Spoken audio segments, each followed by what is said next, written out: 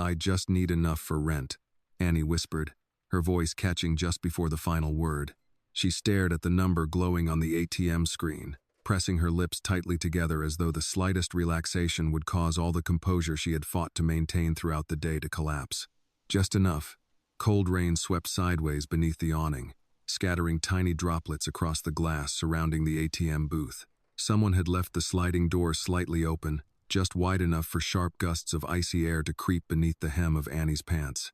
She tucked both hands into the sleeves of her thin coat, rubbing her nearly numb fingertips against the fabric before pulling out her phone and checking it one more time.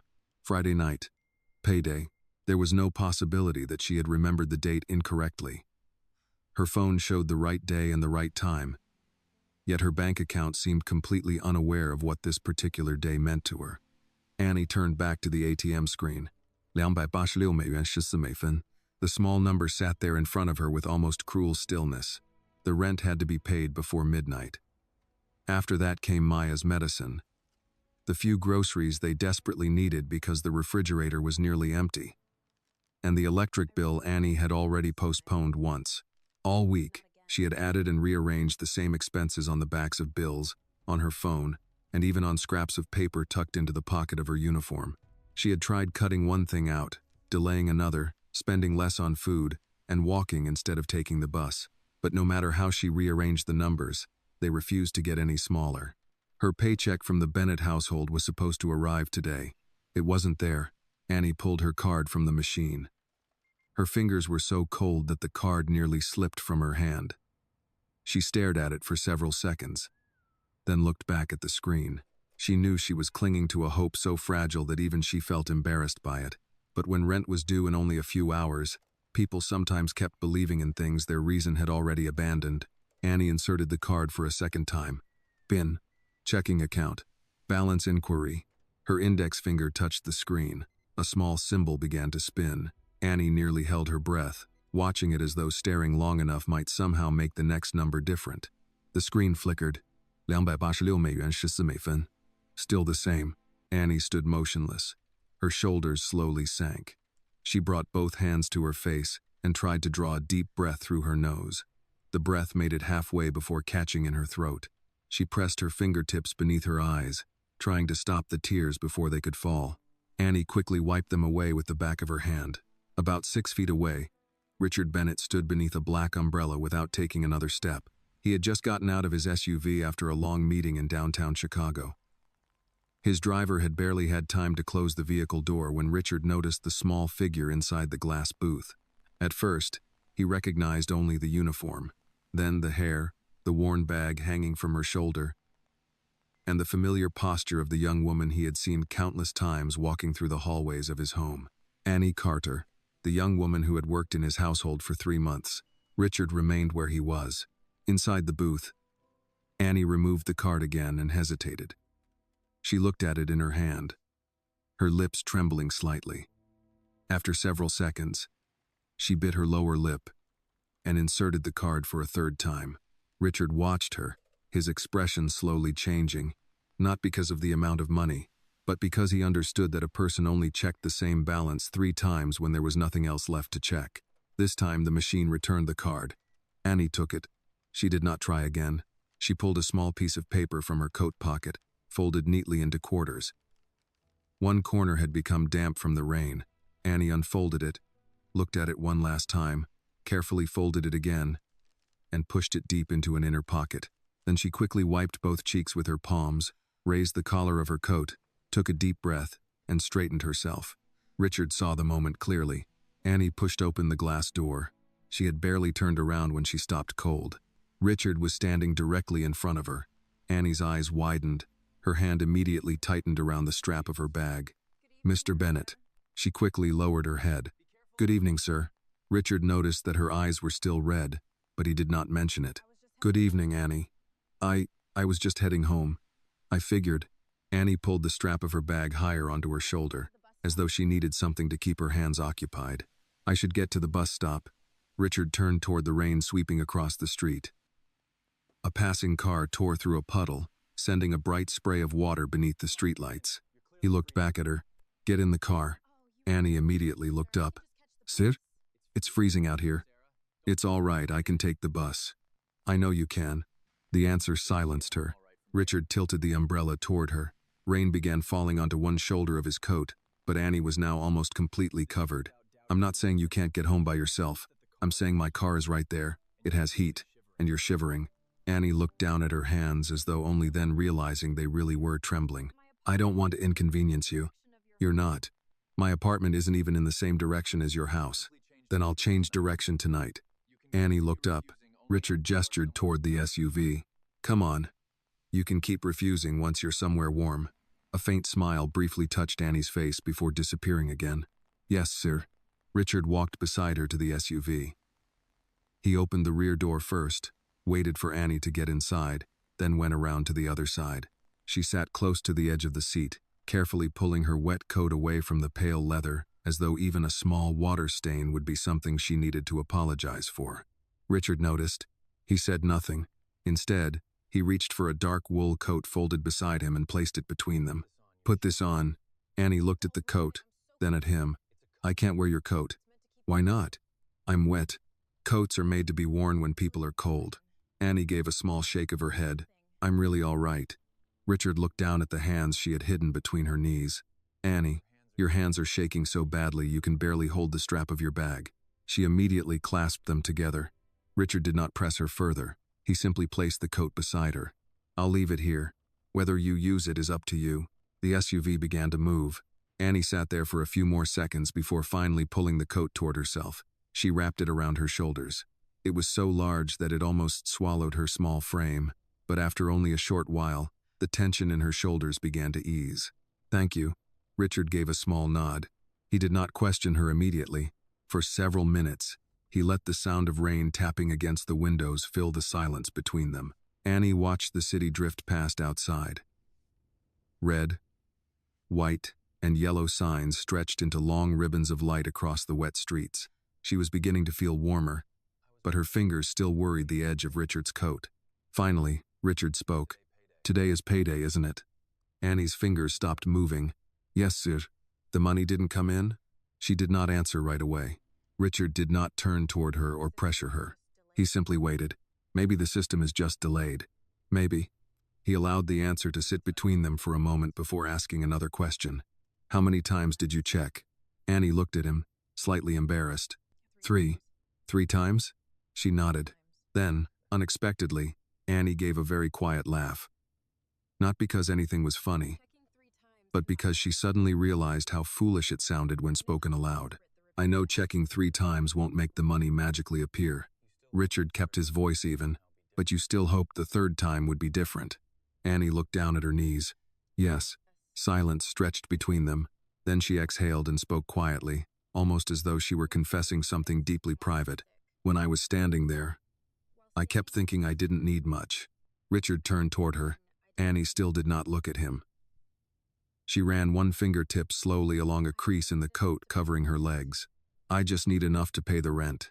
This time, the words were no longer an unconscious whisper spoken to an ATM screen. She said them clearly. Annie swallowed and continued. I kept thinking that if my paycheck came in tonight, I'd pay the rent first. Then I could use what I already had in my account to buy Maya's medicine. And the electric bill, I could call and ask them to give me a few more days. Richard did not interrupt. Annie gave a faint, humorless smile. I had it all divided up, sir. Every dollar. She turned toward the window. The only problem was that the paycheck never came. Richard studied her profile. How much is in your account? Annie immediately turned back toward him, embarrassment spreading across her face. You don't have to tell me if you don't want to. She was quiet for a moment. Then she answered softly, $286.14. Richard did not respond immediately. Annie hurried to explain, as though somehow the amount itself made her guilty of something. I'm not telling you this because I want you to help me. I really don't mean it that way. I just thought my paycheck would come in today like it normally should. I know. I don't want you to think I stood at the ATM and deliberately let you hear me. I don't. And I don't want anyone at the house thinking I'm telling people about my situation because I want more money. Richard turned fully toward her. Annie. She stopped. You weren't standing in front of that ATM asking me for money. Annie looked up. Richard continued, each word clear. You were standing there looking for money you had already worked to earn. Annie said nothing. Her eyes reddened again, but this time she did not immediately look away. Richard asked, "The rent is due tonight?" "Yes." "What happens if you don't pay it?" Annie clasped her hands together beneath the coat. "Our landlord already let us be late once. He said tonight is the final deadline.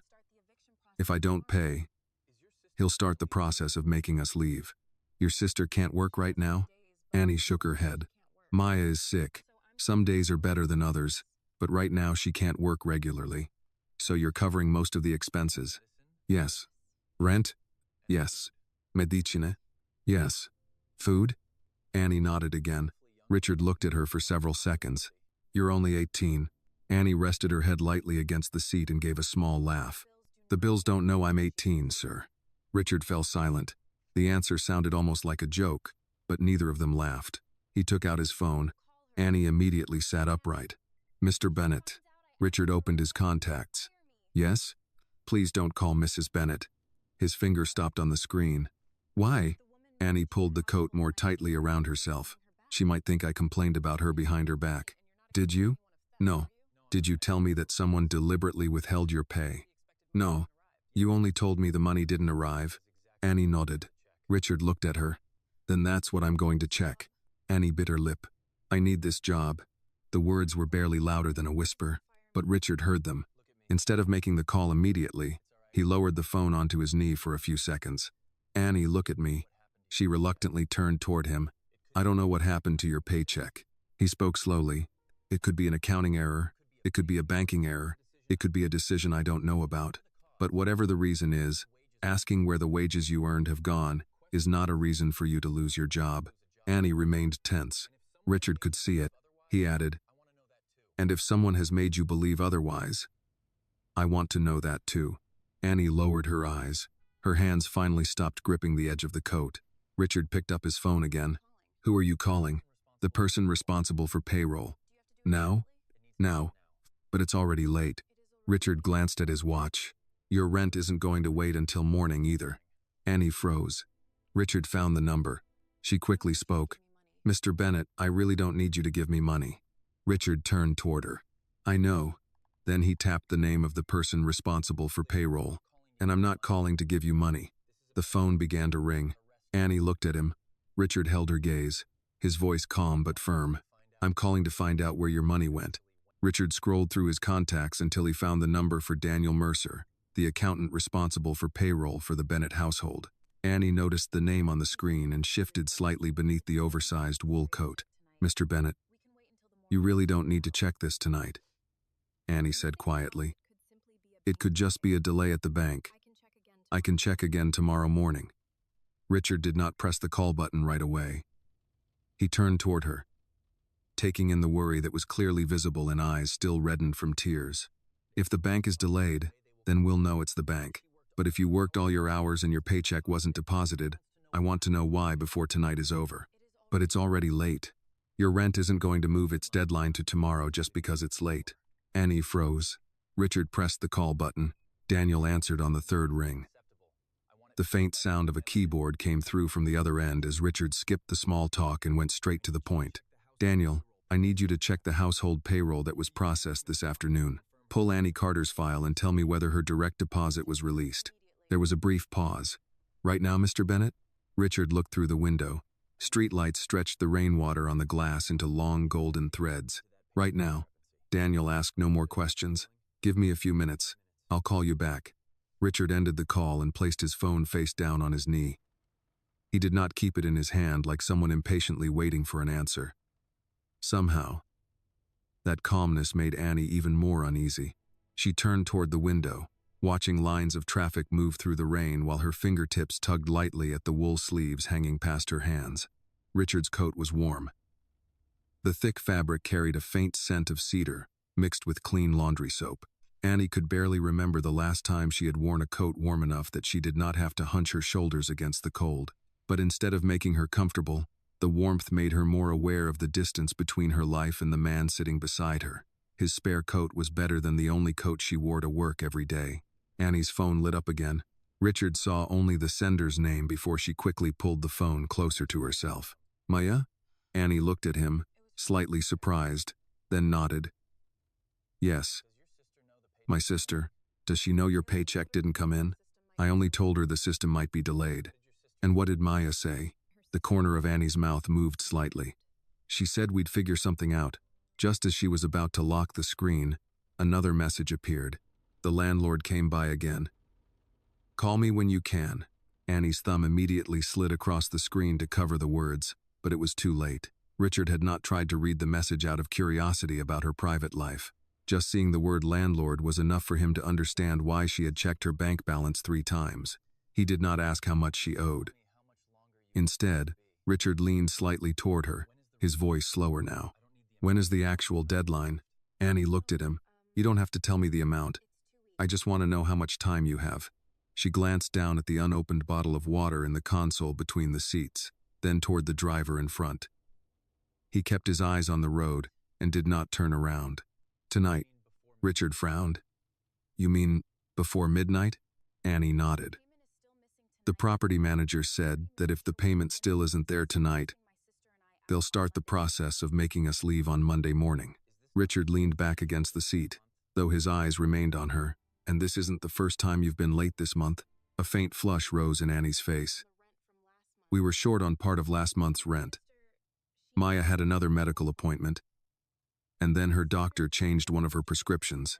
The new medication costs more. I thought this paycheck would make up the difference. Then she glanced at him, almost trying to make the situation sound smaller than it was. There are only 2 of us, so it really isn't that much. Richard did not let her sidestep the point. I didn't ask whether it was a lot or a little. Annie was silent for a second before lowering her eyes. Yes, I pay for it. Richard took a bottle of water from the console and handed it to her. Annie stared at it for a few seconds before accepting it, as though even such a small gesture made her uncomfortable because she might owe him something in return. Thank you. How long has Maya been sick? For a while. Richard caught the hesitation in her answer and did not ask what illness she had. He simply remained quiet, allowing Annie to decide whether she wanted to say anything more. She turned the bottle cap beneath her palm but did not open it. After a few seconds, Annie continued. Some weeks she feels better. She can work a few hours, cook, even argue with me over who gets to do the housework. But then there are days when just walking from the bedroom to the living room wears her out, so we can't count on her income to pay the rent. Richard watched the hand turning the bottle cap. So you're the only steady source of income. Annie did not fully accept the description. I'm just trying to keep everything going. The answer left Richard silent for a moment. She did not say she was carrying the entire household. She did not take credit for everything depending on her.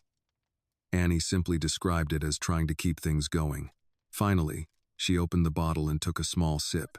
Then, as though afraid Richard might misunderstand everything he had just heard, she quickly added, But I'm not complaining. I like working at your house. Mrs. Martha has been very good to me. I never said you were complaining.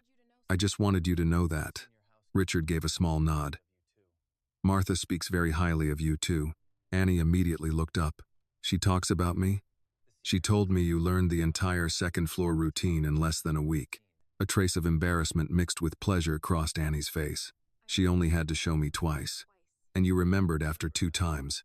Annie looked back down at the water bottle. The tiny smile that had appeared vanished almost as quickly. Her fingers began tracing the edge of the label. Mrs. Bennett won't be happy if she finds out we're talking about this. Richard did not immediately dismiss her concern with an empty reassurance. Has Claire ever told you that you weren't allowed to ask about your pay? No, sir. Has she ever told you that if there was a problem with your wages, you weren't allowed to tell anyone? No. Richard studied her more closely. But you're still afraid of her finding out. Annie took another sip of water to delay her answer. When she lowered the bottle, she spoke more slowly. Mrs. Bennett likes everything done the way she arranges it. I've only been working there for 3 months. She was the one who agreed to hire me. I'm grateful to have the job. Richard stopped at that final word. Grateful. He leaned slightly toward her. Annie, I want you to understand something clearly. Being paid for hours you already worked is not a favor my family is doing for you. I know, sir. Do you really? Annie looked up.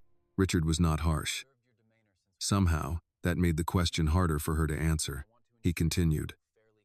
Because ever since you got into this car, you've been worried that my checking on your own paycheck might inconvenience someone else. You're afraid people will be upset because you asked about something that already belongs to you.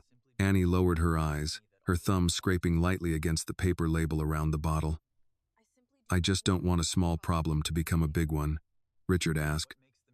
What makes this a small problem? My paycheck didn't come in, and because it didn't, she tightened the cap on the bottle, her movement slower now. Maya might have to delay buying her medication. Richard said nothing. Annie knew he was waiting for the rest.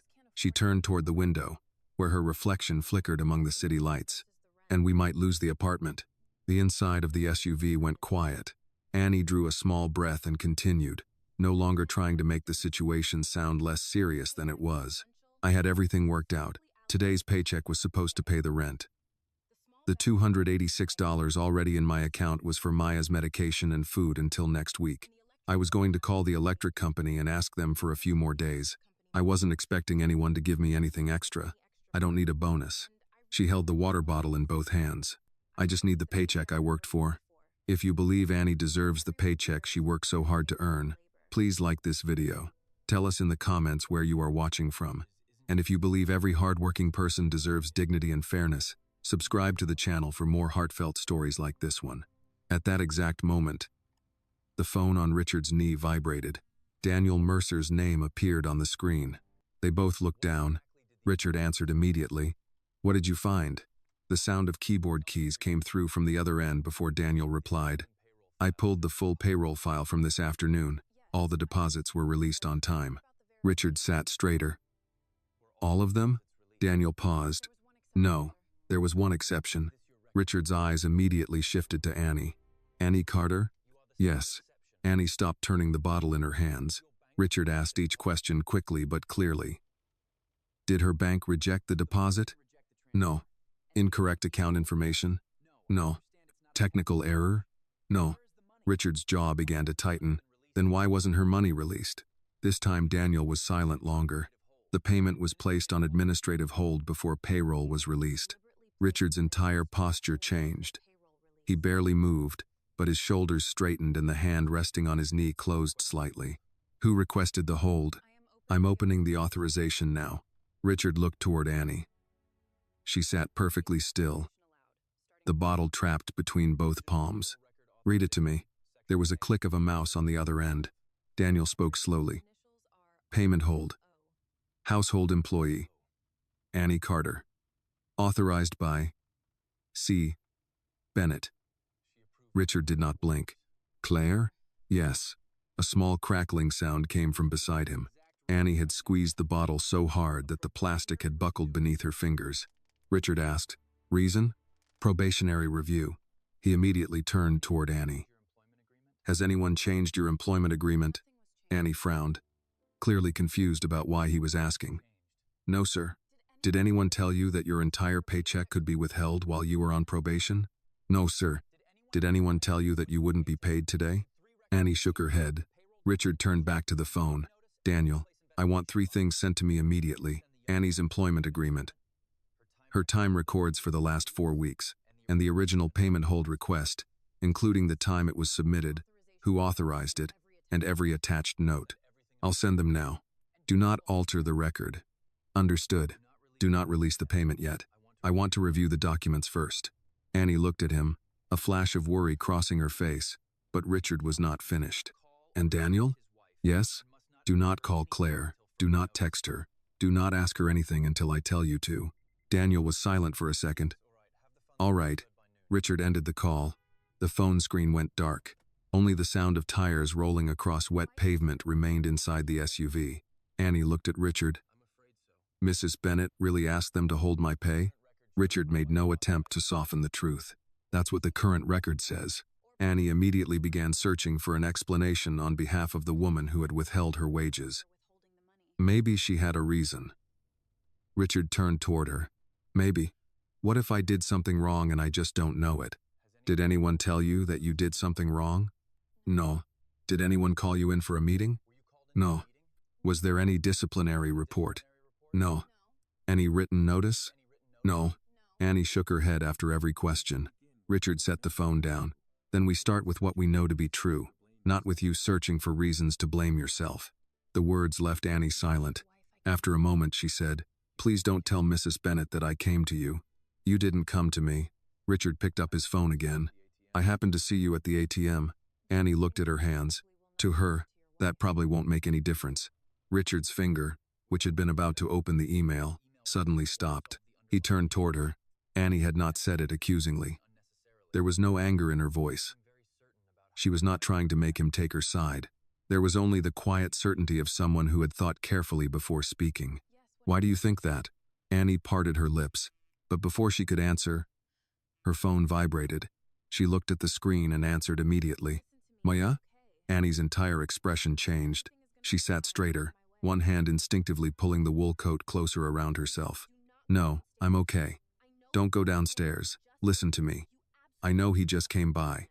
"No, don't argue with the property manager." Richard glanced toward her. Annie closed her eyes for a second and continued. "Did you take your evening medication?" She listened. "Maya, don't say I think so. Look at the bottle." A pause. Annie pressed her lips together. "1 dose left?" Richard heard that. "Okay. Take it on time. Don't save it because you're worried there won't be any tomorrow. I'm working on it." Her voice softened. "I'll be home soon. I promise." Annie ended the call but did not immediately lower the phone. She held it in her palm for several seconds.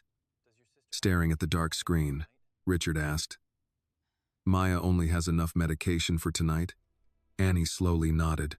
"Yes. You need to buy more tomorrow?" "Yes." Richard looked straight ahead through the windshield. The wipers swept the rain aside, revealing the road for a few seconds before water covered it again. He made his decision. "Daniel," the driver in front answered. "Yes, sir?" "Change course. Take us home." Annie immediately turned toward him, worry plain on her face. "Mr. Bennett, I need to get back to Maya." "You will, but she's alone." "I understand. Her medication." "Annie." Richard did not raise his voice, but the firmness in it was enough to stop her. "We're less than 15 minutes from my house. I want to know why Claire ordered your paycheck withheld before anyone has time to change the way this story is told." Annie gripped the water bottle tightly. "But what if Mrs. Bennett thinks I accused her?" Richard turned fully toward her. "You haven't accused anyone. She may not see it that way." Richard looked at Annie for several seconds. This time, he did not tell her not to worry. Nor did he make an easy promise that everything would be fine. He simply said, "Then she can talk to me." Annie gave a small shake of her head. "You don't understand." "I'm starting to." The answer made her look up. Richard gestured lightly toward his phone. "You didn't get paid. The records show that my wife ordered your paycheck withheld. There was no notice, no disciplinary report. No one asked you a single question. And after learning all of that, the first thing you're still worried about is what she's going to think of you." He paused. "That tells me the problem isn't just payroll." Annie did not answer. She turned toward the window. Through the rain, the tall iron gates of the Bennett estate gradually appeared at the end of the road. Lights mounted on the 2 stone pillars cast a warm golden glow across the black, rain-slick pavement. Annie's hand tightened around the water bottle again. A faint crackling sound came as the plastic buckled further beneath her grip. The SUV slowed as the iron gates opened. Beyond them, the Bennett estate appeared through the rain, its exterior lights reflecting across the wet driveway. Annie had entered the property almost every workday for 3 months, yet tonight the house looked different from the back seat of Richard Bennett's car. She tightened his coat around herself and glanced toward the smaller drive that curved toward the staff entrance. "Mr. Bennett, could Daniel drop me by the side door?" Richard turned to her. "Why? That's where I usually go in. We're not starting your shift." "I know, but Mrs. Bennett prefers staff to use that entrance." Richard looked through the windshield as the SUV continued toward the front of the house. He had walked through those front doors thousands of times. Until now, he had never considered who had been told not to. Annie reached for the handle when the car stopped, then hesitated. "Actually, sir, maybe I should just go home." Richard remained seated. "Because of Maya. Because of all of this." "What do you mean?" Annie glanced toward the house. Several windows were lit. Claire was clearly still awake. "If Mrs. Bennett finds out you checked my payroll because of me, she'll think I went around her." "You didn't. That doesn't mean she'll see it that way." Richard watched Annie fold the edge of his coat between her fingers. She was trying to make herself smaller again, as though disappearing could put the evening back where it had started. You said you need this job. Yes. So you'd rather leave without asking why a month of pay was held? Annie lowered her voice. I'd rather have a job tomorrow. Richard understood the calculation. It wasn't weakness. It was what people did when one paycheck stood between rent, food, medication, and losing all three. He opened his door. Then let me be the one asking. Annie stayed where she was. Mr. Bennett, you didn't call me. You didn't accuse anyone. You were at an ATM trying to figure out why your money wasn't there. I happened to see you. She still might blame me. Richard rested one hand on the open door.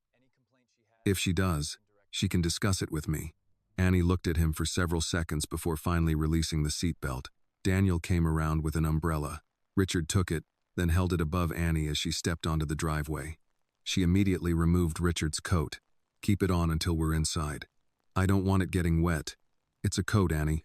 That earned the smallest response from her, almost amusement. She put it back around her shoulders. They walked toward the main entrance. Halfway there, Annie slowed. The staff door is around the side. I know. She looked uncertain. Mrs. Bennett said we shouldn't come through the front unless we're carrying something for the main rooms. Richard glanced at the wide stone steps leading to his own door. When did she tell you that? My first week. Was Martha there? No, sir. Richard pressed the doorbell out of habit, then seemed mildly irritated with himself and used his key. You can come through here tonight. Annie remained on the threshold. Richard noticed. Come in. She stepped onto the marble floor and immediately wiped the bottoms of her shoes on the mat. Then she took off the coat and folded it over one arm with almost excessive care. I can hang that up, she said. Leave it there. A woman appeared at the far end of the foyer. Claire Bennett was still dressed from dinner, though she had removed her shoes and carried a mug in one hand. Her expression changed when she saw Richard, then changed again when she noticed Annie standing beside him. You're home early. The meeting ended sooner than expected. Claire's eyes moved to Annie's damp coat. Why is Annie with you? Richard did not circle around the question. Why hasn't she been paid? Annie's shoulders drew tight. Claire gave a short look in her direction. I'm sorry? Her paycheck. It was placed on hold. Claire set her mug on the console table. That must be a payroll issue. It isn't. Richard took out his phone. Daniel Mercer checked it. The hold was authorized manually. Claire's face remained controlled, but her fingers rested against the edge of the table. Richard, it's late. We can discuss household administration tomorrow. Annie's rent is due tonight. Annie lowered her eyes. Claire's attention shifted to her. Did you tell Mr. Bennett that? Annie answered quickly.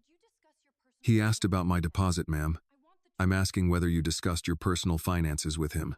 Richard stepped in before Annie could respond. I heard her at the ATM. Claire looked at him. She wasn't asking me for anything. I checked the payroll myself. Claire's mouth tightened. Then you already know she's still in her probationary period. Richard unlocked his phone and opened the document Daniel had sent. That explains an evaluation. It doesn't explain withholding an entire paycheck. It was temporary. Was Annie told? Claire folded her arms. I handle the household staff, Richard. There are procedures. Was she told? Claire did not answer. Richard turned toward Annie. Were you informed your pay would be delayed? No, sir. Did you sign anything allowing a paycheck to be held during probation? No. Claire's tone sharpened. She wouldn't necessarily understand every administrative detail. Annie looked up at that. Richard did too. She understands whether she was paid. Claire exhaled and picked up her mug again. This is becoming unnecessarily dramatic. I was reviewing a few issues with her work. Once that was finished, the payment would have been released. What issues? Claire gave Annie another glance. Do we really need to do this in front of her? Richard's answer came without hesitation. If the issues are serious enough to withhold her wages, she should know what they are. Annie shifted the folded coat to her other arm. Mr. Bennett, I can come back tomorrow. No. Claire raised an eyebrow. Richard gestured toward the living room. Let's sit down. Annie remained near the foyer. Claire walked ahead, clearly expecting Richard to follow. Annie started toward the hallway that led to the service area instead. Richard noticed. Annie. She stopped. The living room. Her face showed immediate discomfort.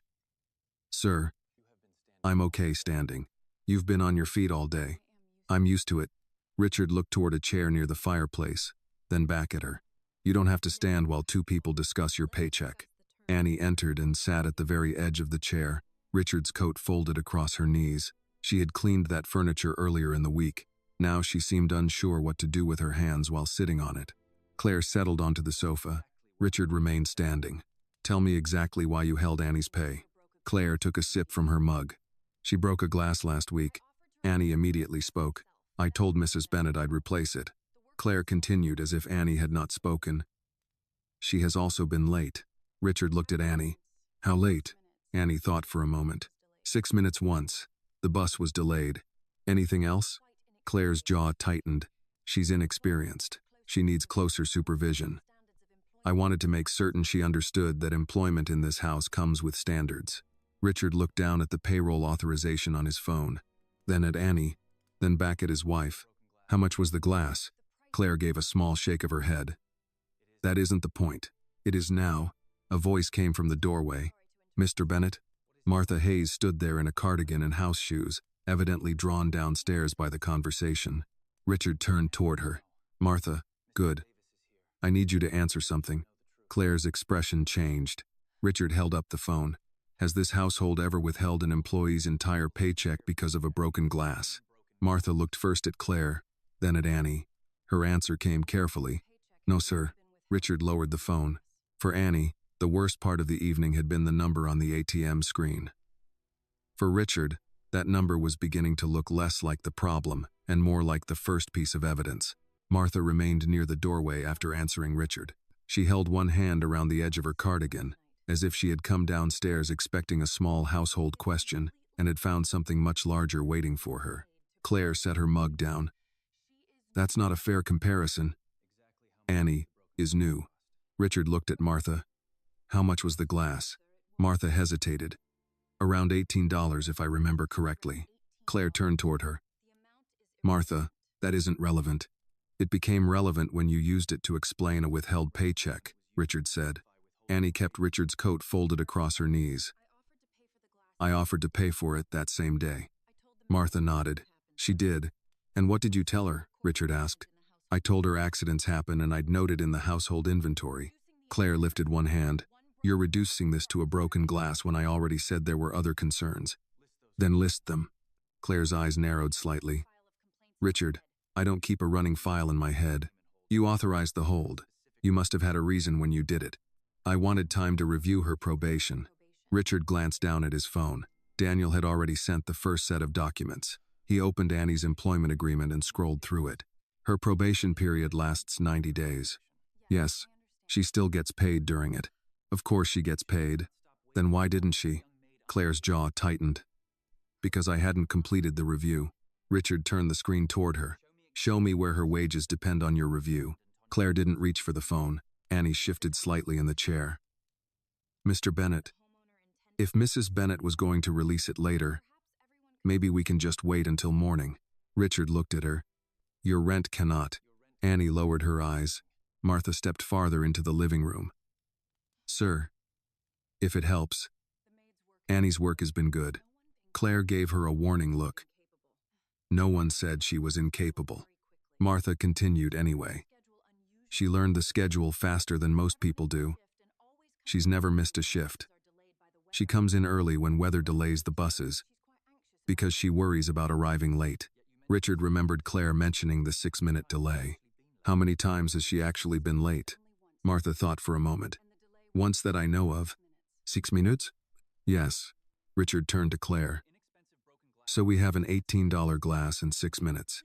That is an absurd way to describe what I'm saying. Then help me describe it accurately. Claire stood and walked toward the fireplace. She picked up a decorative box from the mantel, adjusted it by an inch, then set it down again. She is inexperienced, Claire said. I have valuables in this house. I have expectations. When someone is new, I pay attention. So do I, Martha said quietly. That's part of my job. Claire turned. And I'm still responsible for this household. Richard opened another attachment from Daniel. It was a payroll summary covering the current staff. Not for payroll decisions that aren't supported by an employment agreement. Claire crossed her arms. You're making a decision before you've reviewed anything. That's why I'm reviewing it.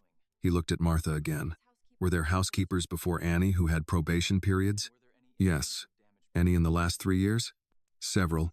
Did any of them break something? Martha paused, perhaps sensing where the questions were going. Yes. Claire interrupted. Richard, everyone makes mistakes. That proves nothing. I haven't said it proves anything. He tapped his phone and sent Daniel a message requesting 3 years of records for household staff. Payroll holds, deductions, probation notes, and disciplinary reports. Claire noticed. What are you doing? Checking whether this policy was applied consistently. There is no policy. I made a judgment call. Richard looked up from the screen. Then I'm checking your judgment calls. Claire's expression hardened. Annie rose from the chair. I really should go see Maya. Richard looked at the time. It was already later than he wanted. You will. I'm not keeping you here longer than necessary. I don't want Mrs. Bennett to think I'm sitting here while you investigate her. Claire gave a short, humorless laugh. At least someone understands how this looks. Richard turned toward his wife. How does it look, Claire? Like you've decided I mistreated an employee because you happened to find her upset at an ATM. I've decided she worked and wasn't paid. That part isn't in dispute. Annie pressed her lips together and looked toward the foyer. Martha came closer to her. Would you like something hot before you leave? No, thank you. You've been out in the rain. I'm okay. Martha glanced at Annie's damp sleeves but did not push. Richard's phone vibrated. Daniel had responded faster than expected. Preliminary records attached. Richard opened the file.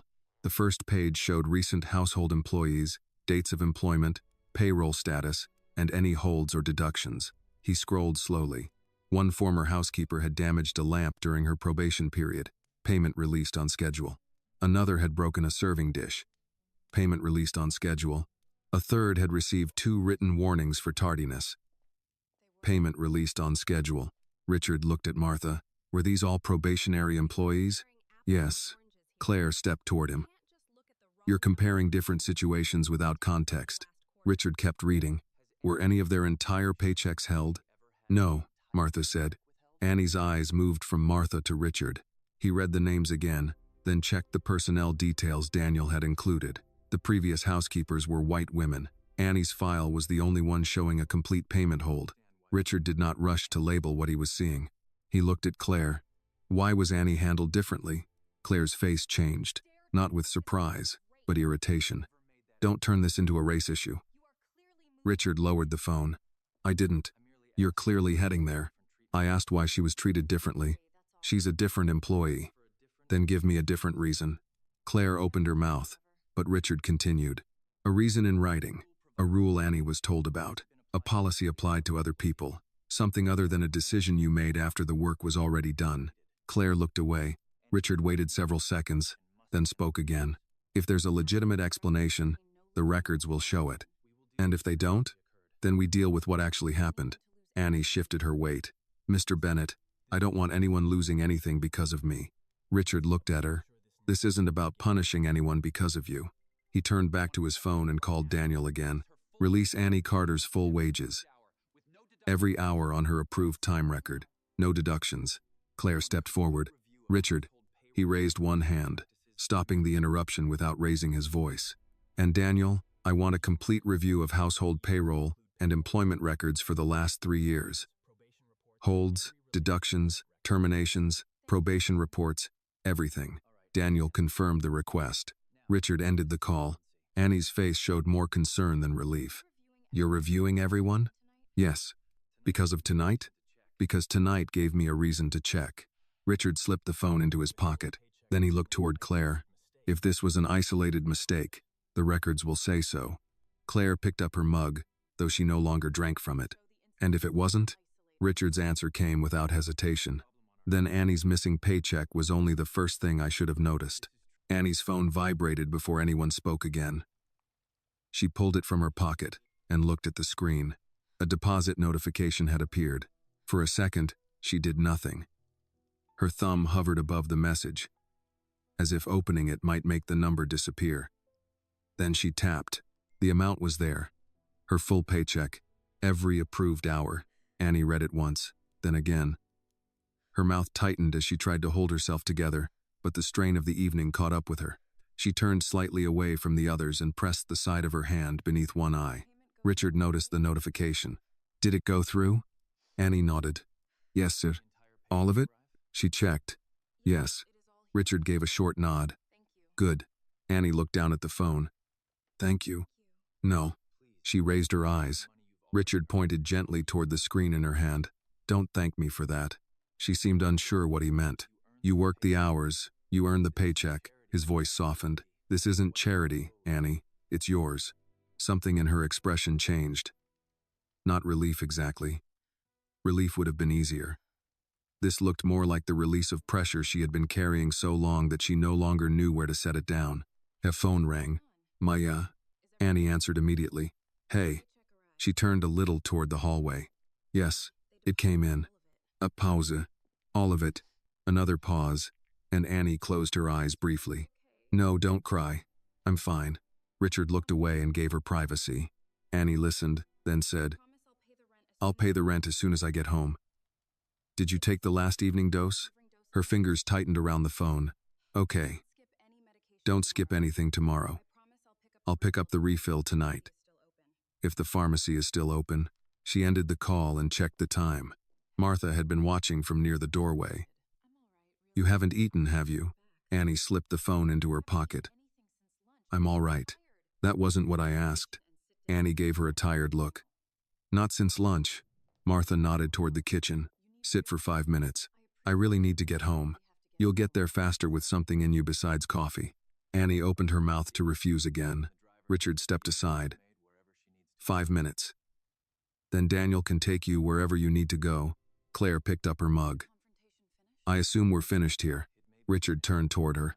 For tonight, maybe. Claire's jaw tightened. Then Annie can leave. Annie immediately took a step toward the foyer. Richard stopped her with his voice. After she eats, Claire looked at him. She is an employee, Richard. Not a guest. Martha's eyes dropped briefly. Annie said quickly, It's okay. I can eat at home. Richard looked from Annie to Claire. She stood outside in the rain after working all day because her paycheck had been held. She can have soup before she leaves.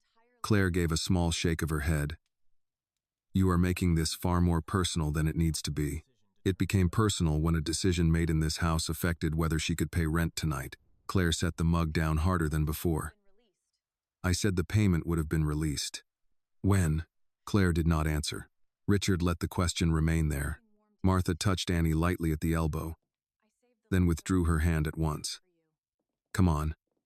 There's tomato soup left from dinner. I can make you a grilled cheese. Annie followed her toward the kitchen, still wearing Richard's coat over her shoulders. When they were gone, Claire faced Richard.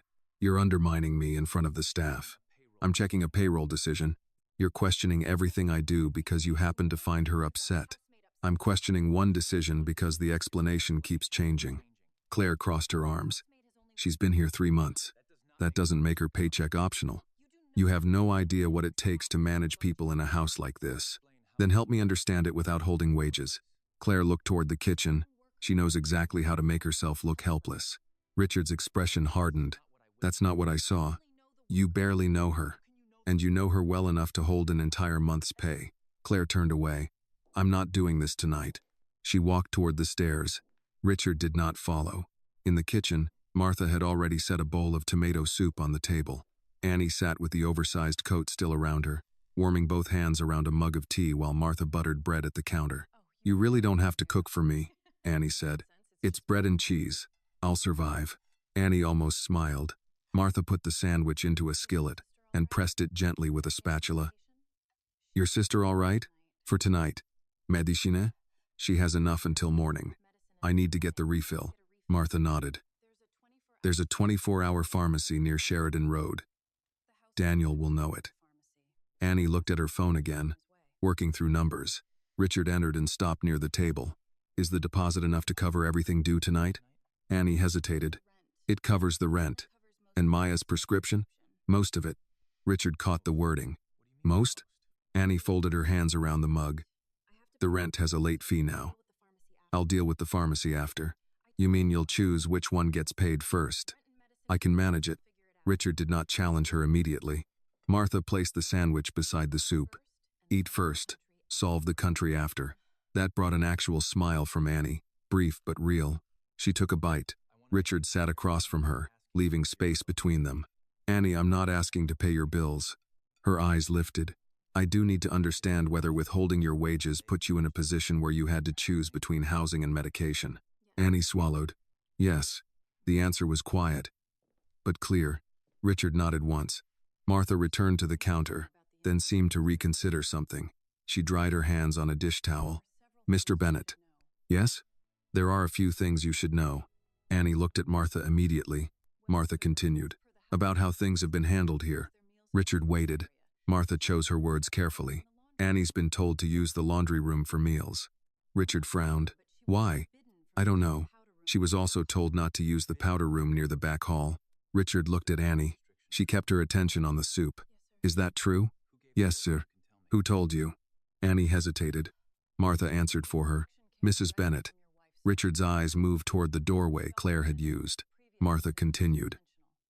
And before Annie leaves after certain shifts, Mrs. Bennett has asked to check her bag. Annie put the spoon down. Richard turned back to her. How often? A few times. For what reason? She said it was house policy. Richard looked at Martha. Is it? No, sir. The word landed harder than anything Claire had said in the living room. Annie pulled Richard's coat closer around herself, though the kitchen was warm. Richard sat very still for a moment, then reached for his phone. The missing paycheck had been corrected. What had not been corrected was becoming much harder to ignore. Richard did not call anyone immediately. He slipped the phone back into his pocket and looked at Martha. You said there are other things I should know. Martha folded the dish towel once, then set it on the counter. Yes, sir. Annie stopped eating. The soup had barely been touched, and the grilled cheese rested beside the bowl with one corner missing. Richard noticed. Finish your dinner. You don't have to answer anything right now. Annie picked up the sandwich again, though her attention stayed on Martha. Martha pulled out a chair across from Richard. She had worked in the Bennett household long enough to know when a conversation could not be postponed by changing the subject. Mrs. Bennett has always had high standards, she began. Richard's expression shifted. Martha, I know. Don't soften it for me. Martha nodded. Then I'll say it plainly. The standards haven't always been the same for everyone. Annie lowered the sandwich. Richard asked, how far back? I can't give you an exact date. I started noticing it years ago. Examples. Martha rested both hands on the table. Some employees could use the main kitchen during breaks. Others were told to stay near the laundry area. Some were allowed through the front entrance when the weather was bad. Others were reminded that staff had a separate door. Richard glanced toward Annie. You were told that on your first week? Yes, sir. By Claire? Yes. Martha continued. There were also bag checks. How many employees? That's where it becomes difficult. Why? Because they weren't written down as a policy. Richard's jaw tightened, so Claire decided when to do them. Yes. And who got checked? Martha hesitated. Richard waited. Mostly Black or Latina employees. Annie's fingers tightened around the edge of the napkin. Richard spoke more slowly. Mostly? There were exceptions. I don't want to say something the records can't support. That's fair. Martha seemed relieved he had not pushed her into making a broader claim. Richard took his phone out again, opened his notes, and began typing. Names you remember. Dates if you remember them. Nothing you're guessing about. Martha nodded. I can do that. Annie finally spoke. Mrs. Hayes. You don't have to get involved because of me. Martha looked at her. I'm not getting involved because of you. Annie seemed uncertain. I'm getting involved because I should have spoken sooner. Richard stopped typing. Martha continued. For years, I told myself I was keeping things from becoming worse. I thought if I stayed, I could smooth things over, move people to different schedules, fix small deductions, warn someone before Mrs. Bennett got angry. Did it help? Richard asked. Sometimes. And the rest? Martha looked down at her hands. People left. Richard set the phone on the table. How many? I don't know. Why did they leave? Different reasons. At least officially. Martha stood and went to a small desk built into the kitchen wall. She opened a drawer. took out a reading glass case, and returned to the table. 2 years ago, there was a housekeeper named Denise Walker. She lasted 7 months. What happened? Her personnel note said, attitude concerns. Richard frowned. What did that mean? She questioned deductions from her pay. What deductions? Cleaning supplies, according to the note. Richard's eyes narrowed. Why would a housekeeper pay for household cleaning supplies? She shouldn't have. Was it corrected? I don't know. Martha opened the glasses case but did not put them on. There was also Maribel Ortiz. She worked here before Annie. She asked why 2 extra hours were missing after a dinner event. What happened to her? She was told she needed to be more flexible. Richard tapped the table once with his index finger. Did she get the hours back? Yes, after I brought it up. And after that? Her schedule was cut the next month. Annie looked toward Martha. She quit? Yes. Richard picked up his phone and called Daniel Mercer. Daniel answered quickly. Richard, I need more than payroll now. What do you need? Personnel records for every household employee who left in the last 5 years. Resignations, discipline notes, schedule changes, deductions, everything we have. That's going to take some pulling together. Start with Denise Walker and Maribel Ortiz. All right, and preserve the original files. Don't edit, rename, or clean anything up. Daniel paused. Understood. Richard ended the call. Martha watched him. Sir, I should tell you something else. Go ahead. I signed some of those personnel notes. Richard's attention sharpened. You agreed with them? Sometimes I did. Sometimes I signed because Mrs. Bennett had already made the decision. Richard did not answer right away. Martha's voice dropped. That's not much of an excuse. No. She accepted the answer. Annie shifted in her chair. Mrs. Hayes was good to me. Martha gave her a tired smile. Being good to you at lunch doesn't erase what I ignored at the end of the day. Richard looked at Martha with more respect than judgment. Can you document what you remember? Yes. Do it. Only what you know firsthand. I will. Annie pushed the empty soup bowl slightly away. She had finally finished it. Richard noticed and stood. You need to get to the pharmacy. Annie checked the time. They close the counter in 40 minutes. Daniel will drive you. She rose and removed Richard's coat. Keep it until you get home. I can return it tomorrow. That's fine. Annie folded it over her arm anyway. Richard looked at her. Annie. She stopped. Did anyone ever tell you the bag checks were required for everyone? Mrs. Bennett said they were standard. Did you ever see her check Martha's bag? No. Anyone else? Annie thought for a moment. Not the women who worked weekend dinners. Were they household employees? Yes. Richard nodded. Thank you. Annie looked uneasy again. I don't want this turned into something bigger than what happened. Richard picked up her empty mug and carried it to the sink himself. I'm not trying to make it bigger. He set the mug beside the faucet. I'm trying to find out how big it already is. A few minutes later, Daniel brought the SUV around. Martha packed the second half of Annie's sandwich in foil and added an apple without asking. Annie accepted both this time. At the front entrance, Richard held out the coat. You'll need this. She slipped it on. Thank you, Mr. Bennett. For the coat, you can thank me. That drew a small smile. For the paycheck, no. Annie nodded. Before she stepped outside, she turned back. Are you going to talk to Mrs. Bennett again tonight? Not until I have the records. Annie seemed relieved by that. Richard added, and no one is changing your schedule, pay, or job status while I review this. Her expression shifted. You can do that? It's my house too. She gave him a quiet nod and walked toward the waiting SUV. Richard closed the door after her and remained in the foyer. From upstairs came the soft sound of Claire moving through the hallway. He looked toward the staircase, then at the staff entrance visible beyond the back corridor. For years, he had assumed the household ran well because nothing reached his desk. Now he understood that absence of complaints could mean something very different. Sometimes people stopped speaking because they expected no one with power to listen. By the time the SUV reached Annie's neighborhood, the rain had thinned to a steady mist. Daniel pulled up in front of a 3-story brick apartment building with narrow balconies and a small office near the entrance. Annie sat for a moment with Richard's coat around her shoulders, looking at the light in the second-floor window. That's us, she said. Richard had decided to come with her after the pharmacy stop. He had not announced it as a favor. He had simply told Daniel to continue to Annie's address. then said he wanted to make sure the payment issue had not already created another problem before morning. Annie had almost objected. Almost. Now she opened the door and stepped onto the wet sidewalk. Richard followed with the umbrella, keeping enough distance that she did not feel escorted into her own life. "You really didn't need to come inside," she said. "I know." She looked at him. Richard gave a small shrug. "You've said that to me several times tonight. I thought I'd save us both time." A tired smile appeared on Annie's face. The apartment building was ordinary, not neglected. Someone had placed a fall wreath on one door. A delivery menu had been tucked beneath the lobby bulletin board. The hallway smelled faintly of laundry detergent and somebody's late dinner. Annie climbed the stairs quickly. When she reached the second floor, she slowed. 2 cardboard boxes stood beside her apartment door. Richard noticed them at the same moment she did. Annie stopped.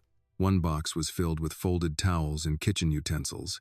The other held books, a lamp, and a framed photograph wrapped in a dish towel. The apartment door opened before Annie could knock. Maya appeared wearing an old college sweatshirt and thick socks. Her face looked pale, and one hand stayed close to the doorframe. "You got the medicine?" Annie lifted the pharmacy bag. "Yeah." Maya's shoulders eased. Then she noticed Richard behind her sister. Her expression changed. "Annie?"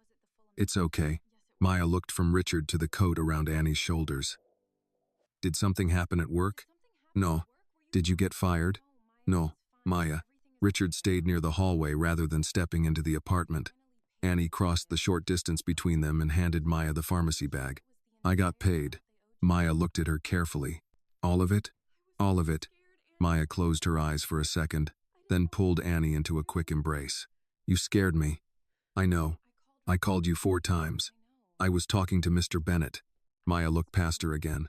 Richard nodded politely. "Good evening." "Good evening." She was courteous, but guarded. Annie glanced at the boxes. "Why is this stuff out here?" Maya's mouth tightened.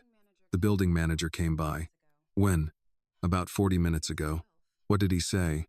"That if the balance isn't handled, he's filing first thing Monday. He said we should start preparing in case the owner doesn't want to wait through the process." Annie looked at the boxes again. "He told you to pack?" "He suggested it." "That's not the same thing." "No, but I understood what he meant." Annie pulled her phone out. "I can pay the rent now." Maya nodded toward the small kitchen table inside. "The statement is there." Richard remained in the hallway.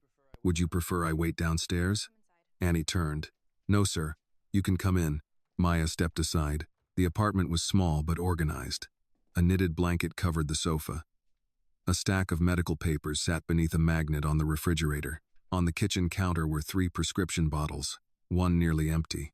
Richard noticed without commenting.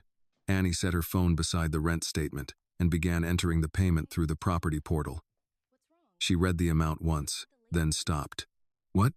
Maya joined her at the table. "There's another late fee." "I know. You didn't tell me. You were already at work." Annie ran through the numbers. "If I pay this tonight, we have enough for the pharmacy and maybe groceries through next week."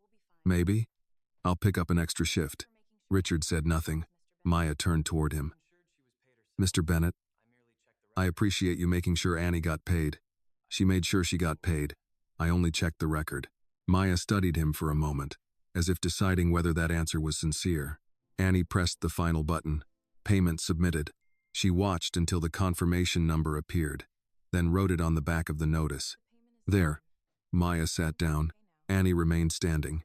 "We're okay." "For tonight," Maya said. Annie looked at her. Maya picked up the nearly empty prescription bottle. "This one was more than we expected." "I know.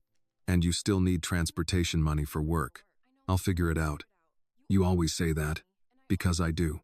Maya's voice softened. "You shouldn't have to figure out everything alone." Annie looked away. Richard stepped toward the kitchen only far enough to place his umbrella beside the door.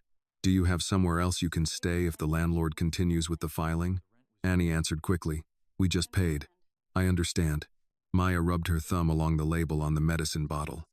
"The manager said the owner might still want us out when the lease ends." "When is that?" Richard asked. "Next month." Annie looked at her sister. "You didn't tell me that either." "I found out today." "Maya, what was I supposed to do? Call you while you were cleaning somebody else's house and tell you ours might disappear?" Annie's face tightened. Richard looked toward the two boxes outside the door. He chose his next words carefully. There may be another option for a short time. Annie immediately turned to him. Mr. Bennett, just listen first. She folded her arms. At the back of my property, there's a guest cottage. It used to be for the estate manager.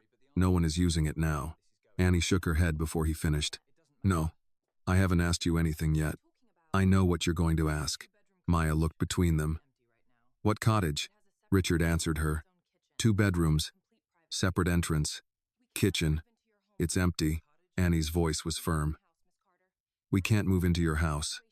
It's not inside the main house. That doesn't make it different. It does in practical ways. Not in the way that matters. Richard did not argue. Maya looked at Annie. Maybe we should at least hear him out. No. Annie. I said no. Maya set the medicine bottle down. You paid the rent tonight. Good. What happens next month? I'll save more. With what? I'll work more. You're already working as much as you can. Annie's jaw tightened. I'm not taking a house from my employer. Richard answered before Maya could. I'm not offering you a house. Annie looked at him. I'm offering you time. That still comes from you. Yes. And then what? Then you decide what comes next. Annie gave a small shake of her head. People always say there are no strings until later. Richard accepted that without offense. That's fair. Maya looked at him, surprised. Richard continued. So don't say yes tonight. Annie's expression softened by a degree. Think about it. Ask Martha about the cottage. Ask Daniel. Ask anyone you trust what kind of arrangement it would be. If you decide no, that's the end of it. Annie looked toward the boxes outside the door. Maya followed her eyes. Richard picked up his umbrella. I'll leave the offer there. He started toward the hallway, then paused. The cottage would not change Annie's pay, hours, or job. It would not require extra work. You would have your own key. Annie did not answer. Richard stepped outside. Maya waited until his footsteps reached the stairs before speaking. You're going to say no just because you're afraid of owing somebody. I don't want us depending on him. We already depend on a landlord who put boxes outside before the weekend. That's different. Is it better? Annie looked at the rent confirmation on her phone, then at the medicine on the table. Outside, rain tapped softly against the window. Maya reached for Annie's hand. We don't have to stay there forever. Annie looked toward the open apartment door, where the 2 cardboard boxes still waited. For the first time that night, she did not answer right away. By morning, the rain had stopped, leaving the sidewalks dark and the gutters full. Annie had slept only a few hours. She woke before Maya, checked the rent confirmation again, then opened the kitchen cabinet and counted what remained. Half a loaf of bread, oatmeal, 2 cans of soup, coffee, and enough rice for another meal. On the table sat the pharmacy receipt beside Maya's medicine. The numbers were better than they had been the night before, but not enough to make next month easy. Maya appeared in the doorway wearing the same college sweatshirt, her hair tied loosely behind her head. You're doing math again. Annie locked her phone. I'm making a budget. You've made 4 since midnight. This one's better. Maya poured water into the coffee maker. Because the numbers changed? Because I moved things around. Annie, moving the grocery money under a different heading doesn't make it more money. Annie gave her sister a look, but Maya only reached for 2 mugs. On the other side of the apartment, the cardboard boxes remained by the door. Maya noticed Annie noticed them. Call him. No. Ask about the cottage. I already know about the cottage. You know there's a building behind his house. You don't know what the arrangement would be. Annie opened the refrigerator and moved a carton of eggs to the front. Maya, I'm not saying we move today. I'm saying we get information. Annie shut the refrigerator. What happens when Mrs. Bennett decides she doesn't want us there? That's why you ask. She already doesn't want me working there. Then ask Mr. Bennett whether she can make us leave. Annie picked up her phone again, then set it down without unlocking it. Maya watched her. You're scared that accepting help means losing control. I'm scared that we'll get comfortable somewhere we can be asked to leave. That can happen here too. Annie looked toward the boxes. Maya softened her voice. We need a few months. Not forever. At 10 that morning, Annie called Martha instead of Richard. Martha answered while sorting linens. Morning, sweetheart. How's your sister? She took her medication. Good. Annie sat on the edge of the sofa. Can I ask you something about the cottage? Martha didn't sound surprised. Of course. Has anybody stayed there recently? Not for more than a weekend. Mr. Bennett used to have an estate manager who lived there years ago. Since then, it's mostly been kept ready for visiting staff or contractors. Does Mrs. Bennett manage it? There was a pause. Not anymore. Annie understood what that meant. What would Mr. Bennett expect from us? You should ask him directly. I'm asking what you think. Martha considered it. I think he expects you to use the time to get steady again. I don't think he expects extra work. And if he tried, I'd be the first person to remind him what he said. That brought a small smile to Annie's face. Is it safe? Yes. Private? Separate driveway, separate entrance, separate mailbox. Annie looked at Maya, who was pretending not to listen from the kitchen. Can we see it? Whenever you want. By early afternoon, Daniel picked them up. Annie wore her own coat again, still thin but dry. Richard's wool coat had been folded carefully inside a reusable shopping bag to return. Maya carried one purse and the pharmacy bag, insisting they were only going to look. The cottage sat behind a line of mature trees at the far end of the Bennett property. It was smaller than Annie expected, built of brick with white trim and a narrow porch. Nothing about it felt grand. That helped. Richard was waiting outside with Martha when the SUV arrived. Annie stepped out holding the bag with his coat. Mr. Bennett. Morning. She held the bag toward him. Thank you for this. Richard took it. You're welcome. Maya gave him a polite nod. Mr. Bennett. Miss Carter. Maya is fine. Then Richard is fine. Annie immediately said, I'm still calling you Mr. Bennett. He smiled. I assumed you would. Martha unlocked the cottage and handed the key to Annie rather than Richard. Inside were two modest bedrooms, a living room, a small kitchen, and a bathroom with an old-fashioned medicine cabinet. The furniture was simple. The refrigerator hummed.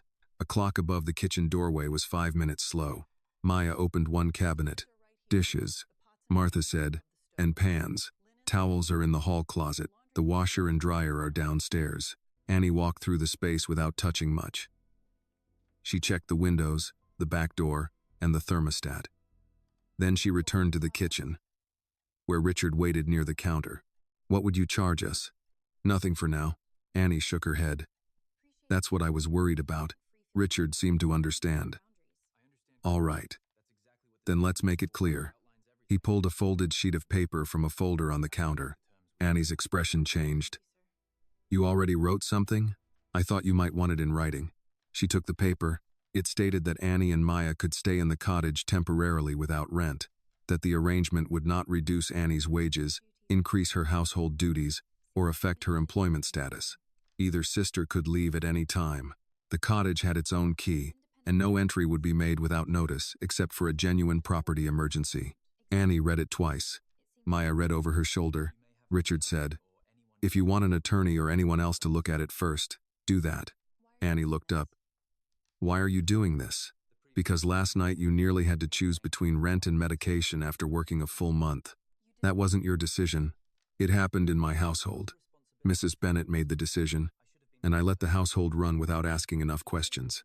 Annie folded the paper carefully. That doesn't mean you owe us a place to stay. No, it means I have an empty cottage and you need time. Those are two separate facts. Maya stepped closer to Annie. We can save. Annie didn't answer. Maya continued. 2 months here could give us a deposit somewhere else. Maybe 3, Richard said. Annie looked at him. He added, No deadline today. We review it in 90 days. You decide what makes sense. Maya touched Annie's sleeve. 90 days would help. Annie looked around the kitchen again. She saw a table large enough for the two of them, a shelf where Maya could keep her medicine away from the stove, and a window above the sink facing the trees. Then she looked back at Richard. No extra shifts because we're here. No. No deductions. No. And Mrs. Bennett can't change this without talking to us. Richard's expression tightened slightly at the mention of Claire. No. Annie nodded once. Then we'll try it. Maya released a breath she had been holding and squeezed Annie's hand. Martha smiled. I'll get fresh sheets. We can bring our own, Annie said. You can. I'm still giving you clean ones. By evening, Daniel had helped carry 6 boxes from the apartment. There was no moving crew, no expensive furniture arriving, no grand gesture. Annie brought the old lamp, their dishes, a laundry basket, Maya's medical papers, and the framed photograph that had been wrapped in a towel. Maya placed her medicine on the kitchen shelf.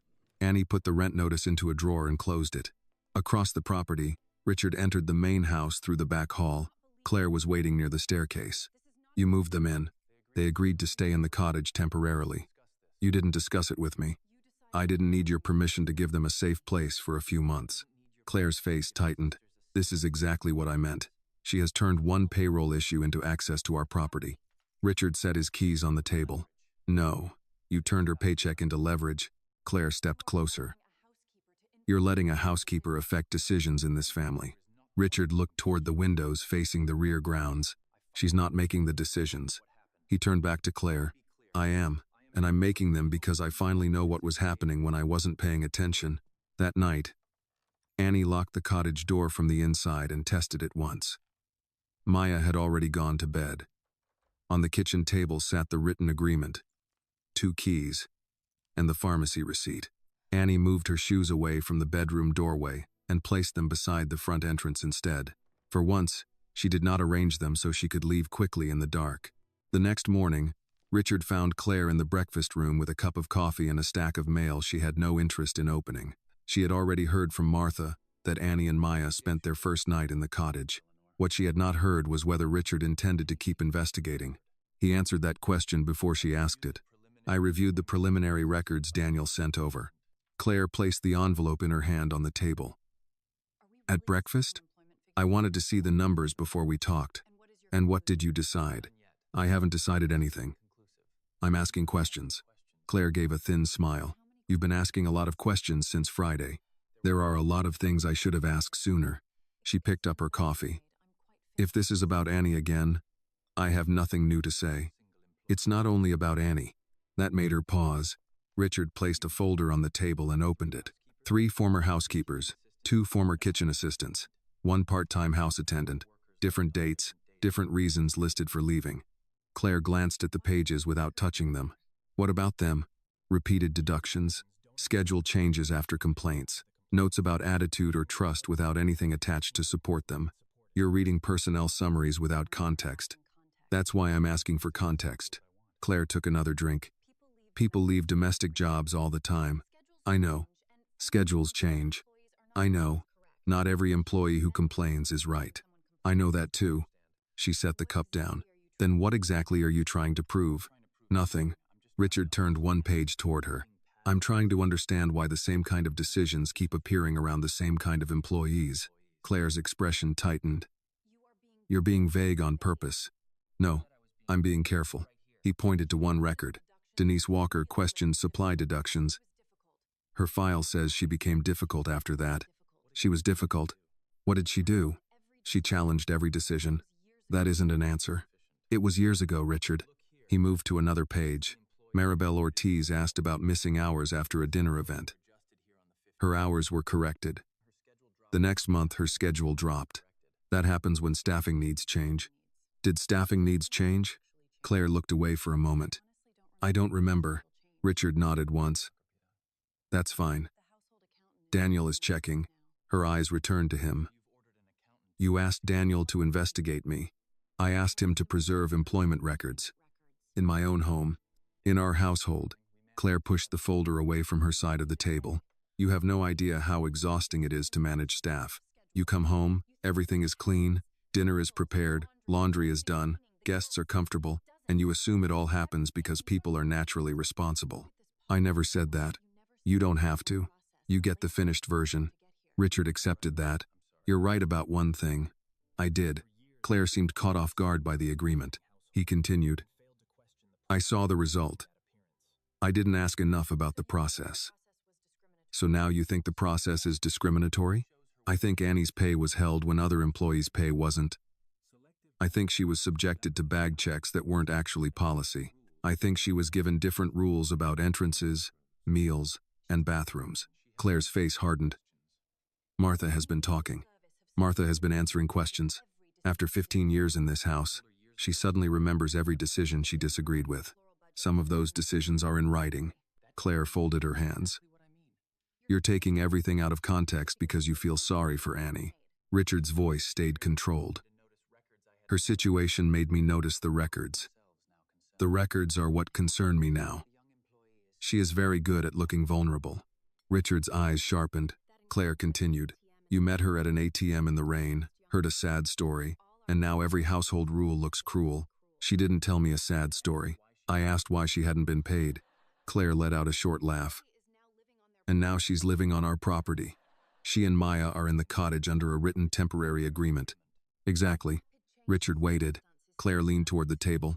She came here with no experience, barely any references, and 3 months later she has direct access to you, a free place to stay, and the whole household being investigated. She didn't ask for an investigation, but she benefits from it. She benefits from receiving wages she earned. That is not what I mean. Then say what you mean. Claire's fingers tightened around the coffee cup. Girls like her come into homes like ours and you have to be careful. Richard did not move. Girls like her? Claire realized the sentence had carried farther than she intended. You know what I mean. No. Richard. Explain it. She shook her head. Don't do this. I'm not doing anything. I'm asking you to finish your thought. Claire looked toward the window, then back at him. You hire someone young, desperate for money, without much history you can verify. You protect yourself. By checking her bag? By being cautious. Only her bag? I never said only hers. Martha says otherwise. Martha isn't present every minute of every day. Richard closed the folder. What about the white women who worked weekend dinners? Claire's expression changed. They had references. One had worked here for 11 days. That's different. How? Claire gave no answer. Richard waited just long enough for the absence of one to matter. Then she said, You're turning this into race because that's the version that makes me look worst. Richard shook his head. I haven't used the word to accuse you. I've asked why Annie was treated differently.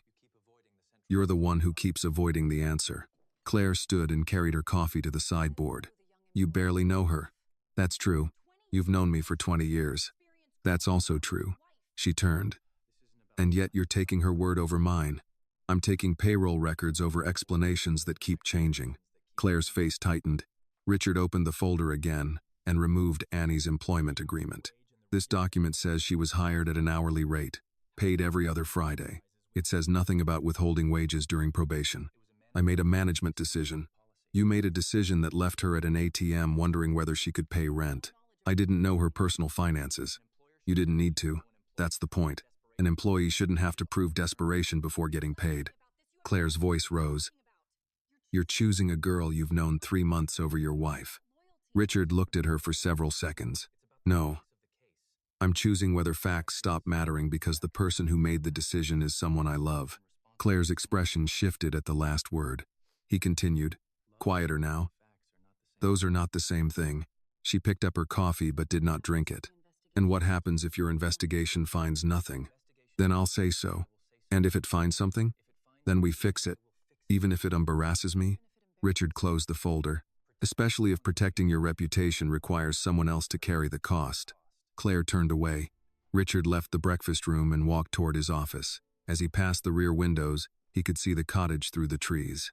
Annie was outside near the small porch with a laundry basket in her arms. Maya stood beside her holding a mug. And the two women were talking about something ordinary. Richard kept walking. For the first time, the question in front of him was no longer whether Claire had treated Annie unfairly.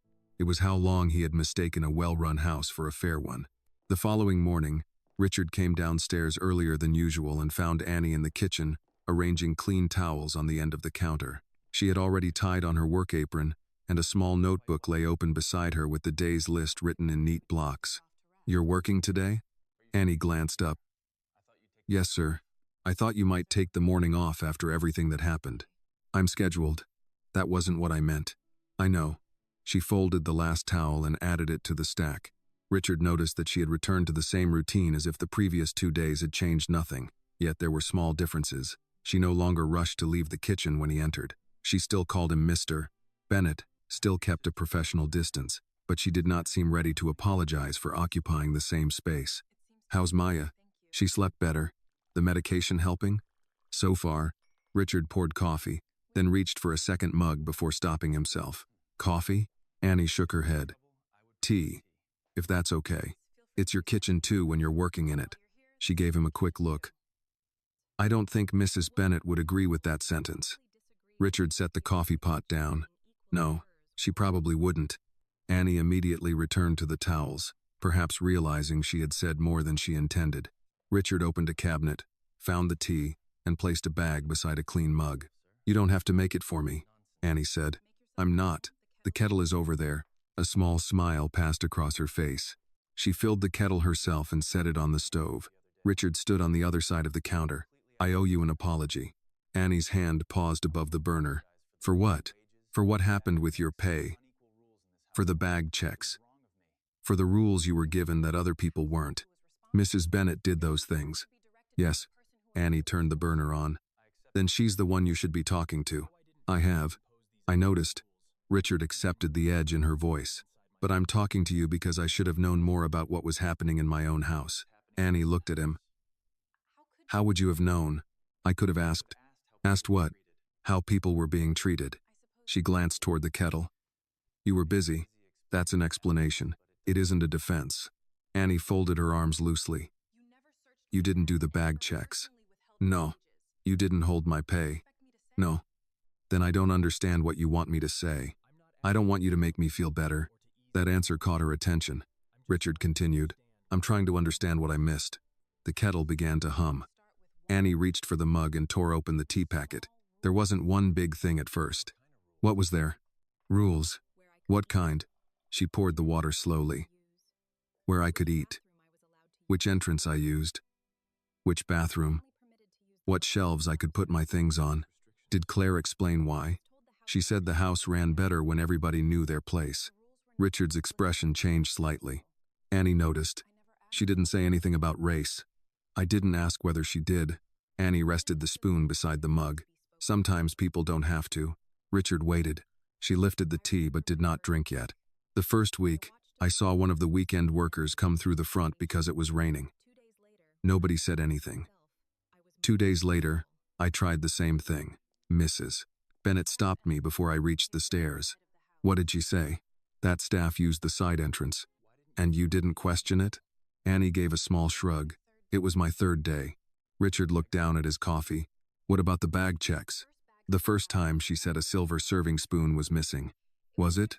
Martha found it in the dishwasher. And after that? She checked again another week anyway.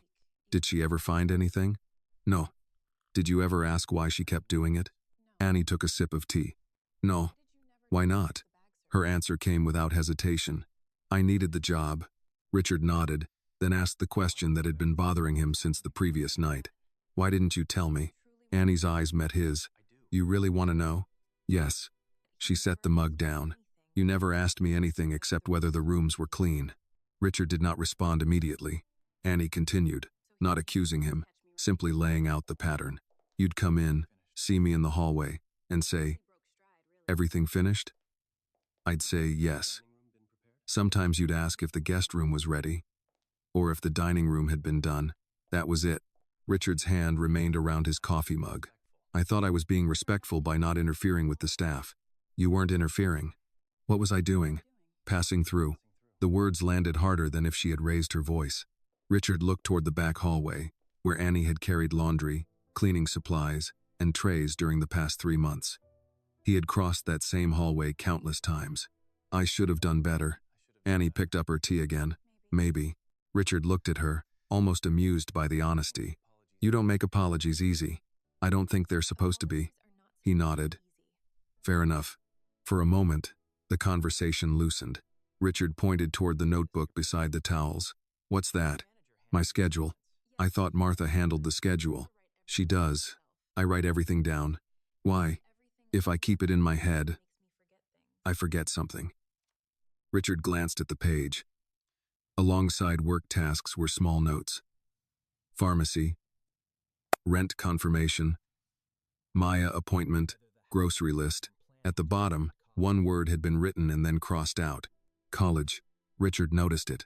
You were planning to go? Annie followed his eyes and closed the notebook halfway. I was. What were you going to study? Nursing. Why nursing? She thought for a moment. Because hospitals make more sense when somebody explains things. Richard waited. Maya has had enough appointments that I learned how much one good nurse can change a day. Not cure anything. Just make the day easier to understand.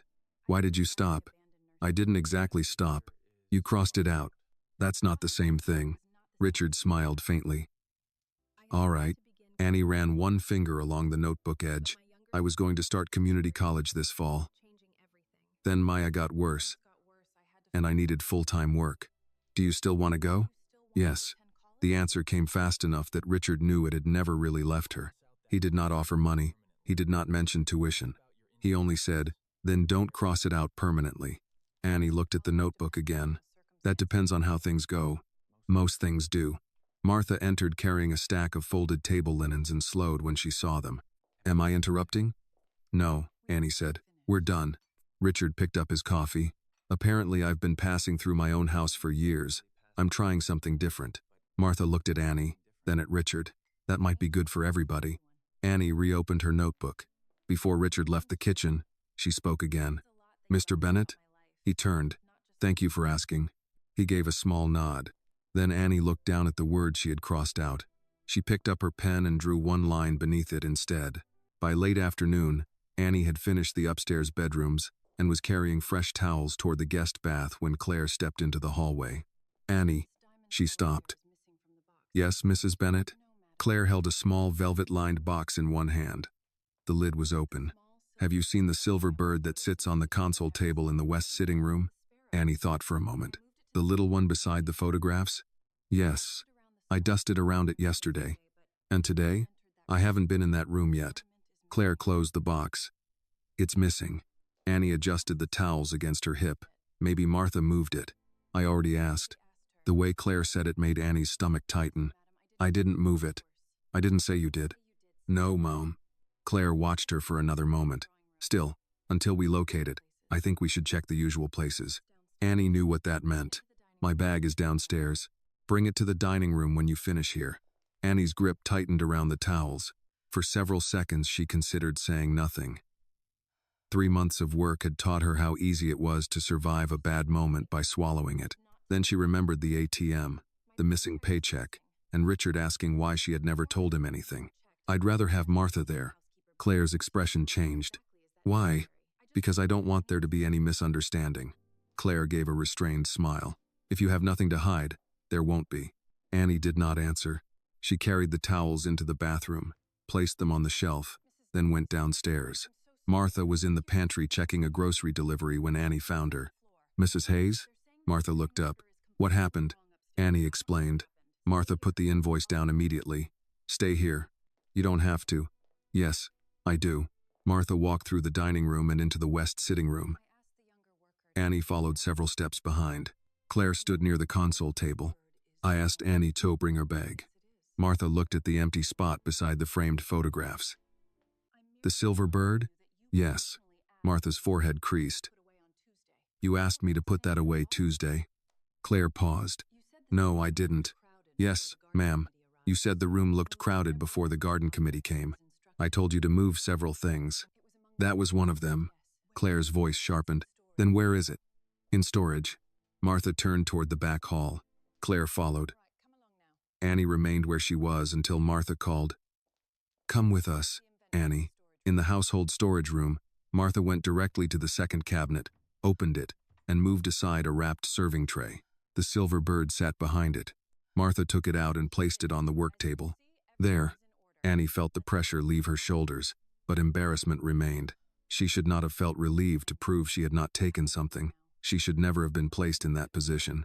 Claire looked at the ornament. I forgot it had been moved. Martha's expression stayed firm. That happens. Richard's voice came from the doorway. What happens? All 3 women turned. He had returned from his office earlier than expected. His suit jacket was over one arm, and a folder was tucked beneath it. Claire spoke first. Nothing. A decorative piece was misplaced. Richard looked at the silver bird, then at Annie. Why is Annie here? No one answered immediately. Martha did. Mrs. Bennett wanted Annie's bag checked because the piece couldn't be found. Richard's eyes moved to Claire. You asked to search her bag? I asked to check the obvious possibilities.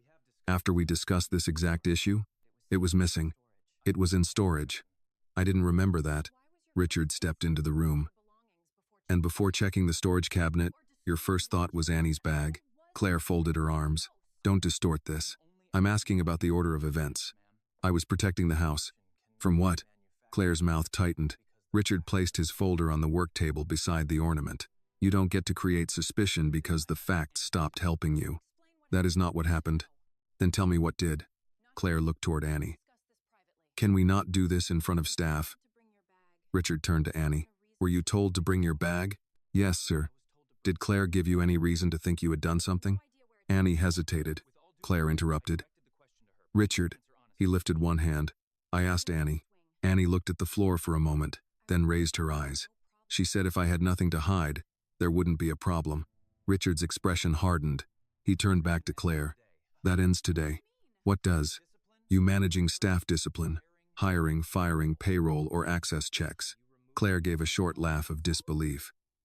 You're removing me from my own household? I'm removing your authority over employees. You can't be serious.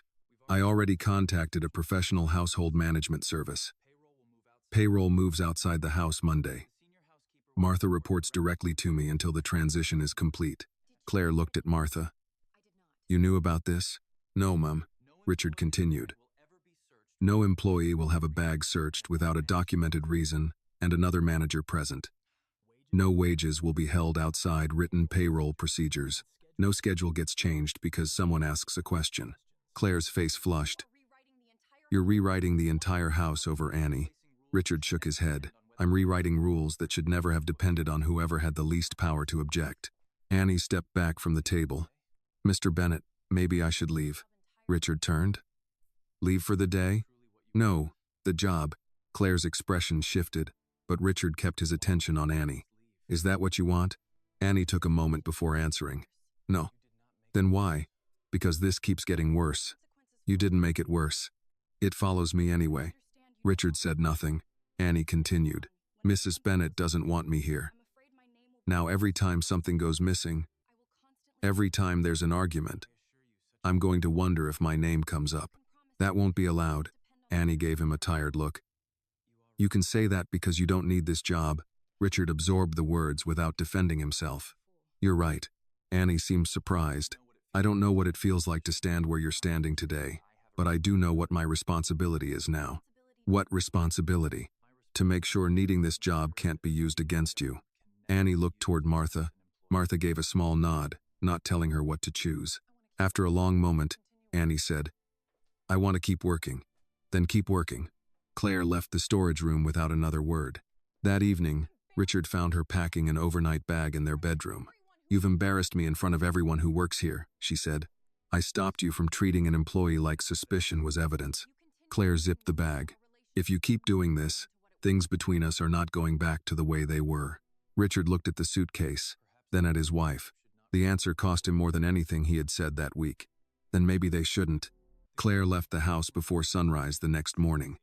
Richard heard the car pull away while he was in his office reviewing the files Daniel had delivered overnight. He did not go to the window. There was too much on the desk in front of him to pretend the problem had ended when her suitcase crossed the driveway. Daniel had organized the records by employee, date, deduction, schedule change, and reason for departure. Some files were unremarkable, others were not. Richard began with Denise Walker. Her employment record showed 7 months of steady work followed by 3 deductions for household supplies. None had receipts attached. Denise questioned the second deduction by email. 5 days later, her personnel file gained a note describing her as argumentative regarding basic procedures. The third deduction came 2 weeks after that. Then her hours dropped. Richard picked up the phone. Daniel, did you verify whether employees were ever supposed to pay for household cleaning supplies? No, they weren't. Any written policy? None. What about Denise? I checked invoices. The supplies were already paid through the household account. Richard rubbed his forehead. So she was charged for something we had already purchased. That's what the records indicate. How much? $243 altogether. Richard wrote the amount on a legal pad. Add it to the reimbursement review. I already did. Good. The next file belonged to Maribel Ortiz. Her missing hours had eventually been restored. but her schedule was cut soon after she questioned them. Another employee, Renee Collins, had been charged for damaged linens without documentation showing she caused the damage.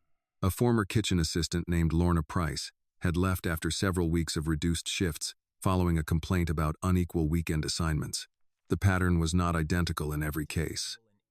Richard refused to pretend it was. Some employees had legitimate attendance issues. One had resigned for a better job. Another had been dismissed after repeated no-shows that were clearly documented. That mattered to him. If he was going to correct what had happened, he would not replace one unfair judgment with another. By mid-morning, Richard had hired an outside employment attorney to review the household records independently. He instructed Daniel to calculate any unpaid wages or unsupported deductions and to preserve every original document. No quiet settlements tied to confidentiality, Richard said during the call with the attorney. If someone is owed money, we pay it because we owe it. The attorney paused. You understand, some former employees may still choose to pursue claims. Yes, and correcting the records won't necessarily end the issue. I understand.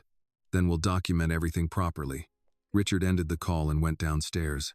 Martha was in the dining room checking an inventory sheet. She looked tired. I need to talk to you. She set the clipboard down. I expected that. Richard pulled out a chair. Sit. Martha did. I'm asking the attorney to review former employee records.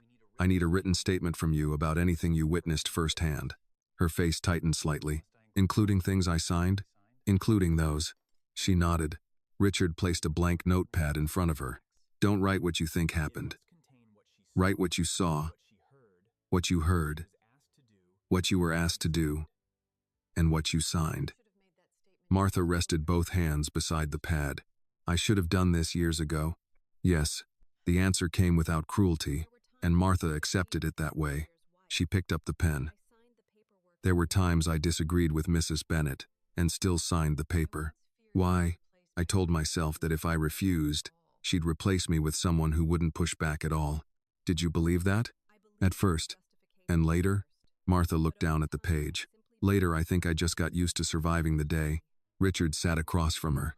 You're not the only person who made excuses because the house looked functional. Martha gave him a brief glance. That doesn't make mine better. No, but it makes honesty useful now. She began writing. After several minutes, Annie entered with a basket of folded napkins. She noticed the papers and slowed. Martha looked up. I'm giving Mr. Bennett a statement. Annie placed the basket on the sideboard. About Mrs. Bennett? About what I saw? Annie's expression changed. You could lose your job, Richard answered before Martha could. She won't. Martha looked at him. That isn't why I'm doing it. Annie turned toward her. Martha tapped the pen against the paper. I spent too many years thinking silence kept things stable. She paused. Silence kept my paycheck. It didn't keep anyone safe. Annie absorbed the words without judging her. You were scared too? Martha gave a small nod. Older people get scared, honey. We just get better at giving fear respectable names. Annie pulled out the chair beside her. What names? Practicality, timing, keeping the peace. Martha looked at the half-written statement. Sometimes they're real reasons. Sometimes they're excuses wearing good clothes. Annie sat for a moment, then reached over and straightened the corner of Martha's paper. You helped me. Not soon enough. You still helped me. Martha's eyes softened. Richard left them together and returned to his office. The first call from a former employee came that afternoon. Denise Walker had received an email from the attorney asking permission to discuss past payroll deductions. She sounded suspicious when Richard joined the call. So what is this? She asked. You want me to sign something? No. You want me to say there's no problem? No. Then why are you calling? Richard looked at the reimbursement calculation in front of him. Because our records show money was deducted from your pay without a valid basis. Denise did not respond immediately. Richard continued. You're being reimbursed.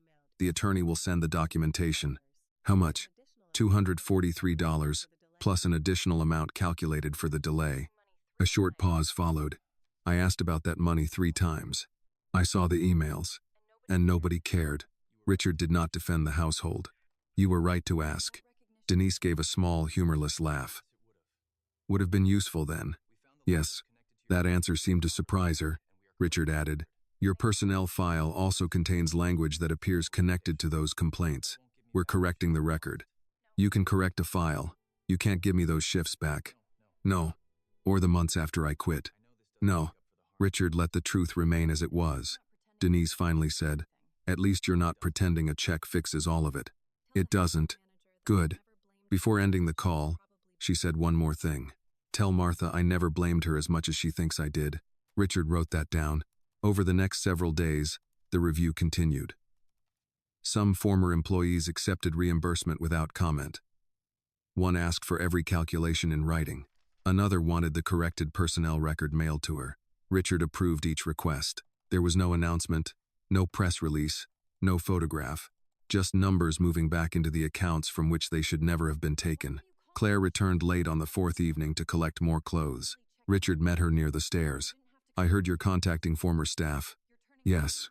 "You're turning one payroll mistake into a campaign." Richard looked at her. "A mistake is forgetting a birthday, Claire." Her expression hardened. "This was a decision you made more than once. You don't know what every situation was. That's why an outside attorney is reviewing them. So now strangers get to judge how I ran this house?" "No, the records do." Claire shook her head and reached for the suitcase beside the wall. "You're determined to make me the villain." Richard stepped aside so she could pass. "I'm determined not to make everyone else pay for protecting your version of what happened." Claire carried the suitcase toward the door. Richard did not stop her. Later that night, he opened the reimbursement report one more time. The amounts were not enormous by the standards of Bennett Capital Group. A few $100s here, missing hours there, fees that would barely register in one of his corporate budgets. But every line represented groceries, utilities, medication, transportation, or rent for someone who had expected to be paid correctly. Richard closed the file. Justice, he was learning, did not always arrive with confrontation. Sometimes it arrived as a corrected record, a return deduction, or a deposit notification on an ordinary phone.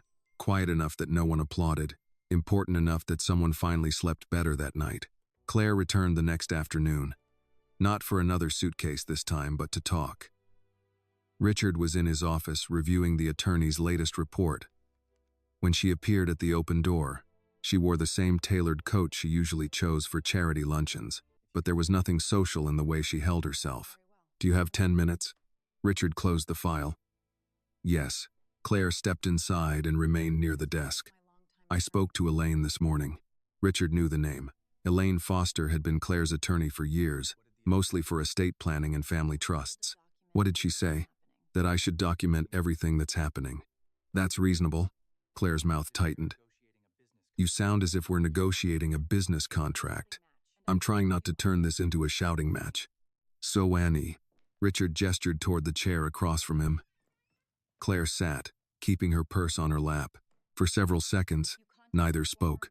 Then Claire said, "You've contacted former employees, brought in an attorney, removed me from household management, and changed payroll without discussing any of it with me first. I discussed the payroll issue with you the night Annie was missing an entire check." "That isn't the same thing." "No, it isn't, because I didn't know then how many other records needed review." Claire's fingers tightened around the purse strap. "And now, you think you know exactly who I am." "I think I know what the records show." "That's not what I asked."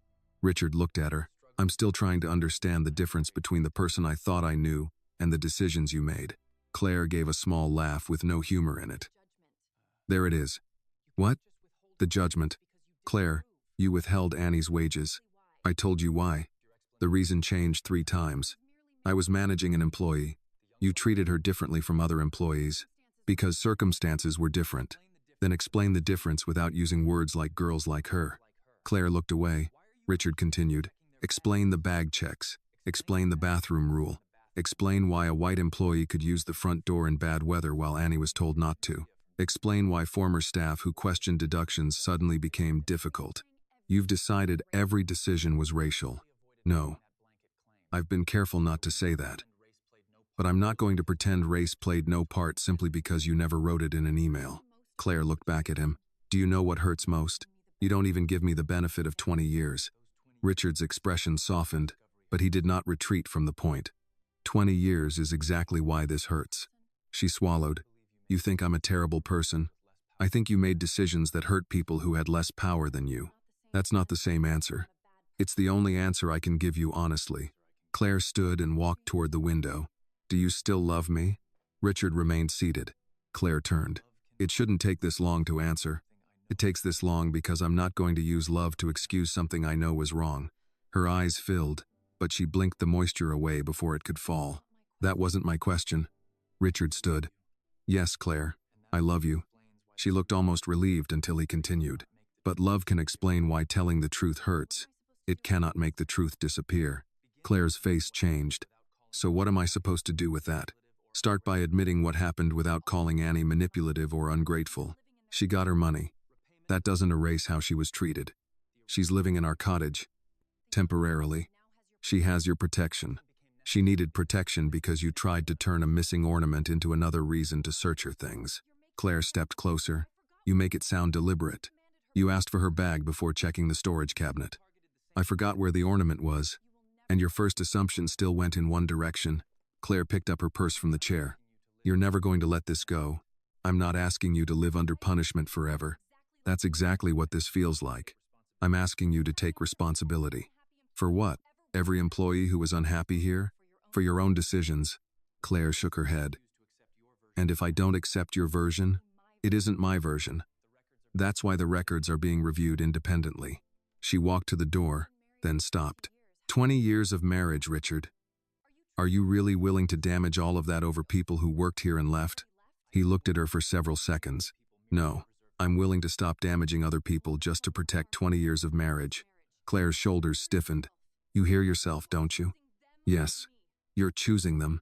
Richard shook his head.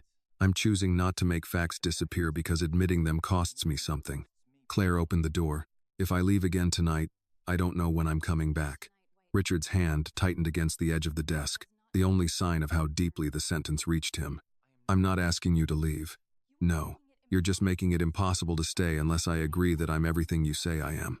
I'm asking you to agree that Annie deserved her pay on time, that she should not have been treated like a suspect without evidence, that former employees deserve repayment if the records show money was taken without justification.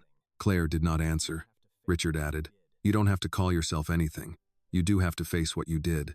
Claire opened the door wider. I can't do that today. Then don't pretend today is the end of the conversation. She left without another word.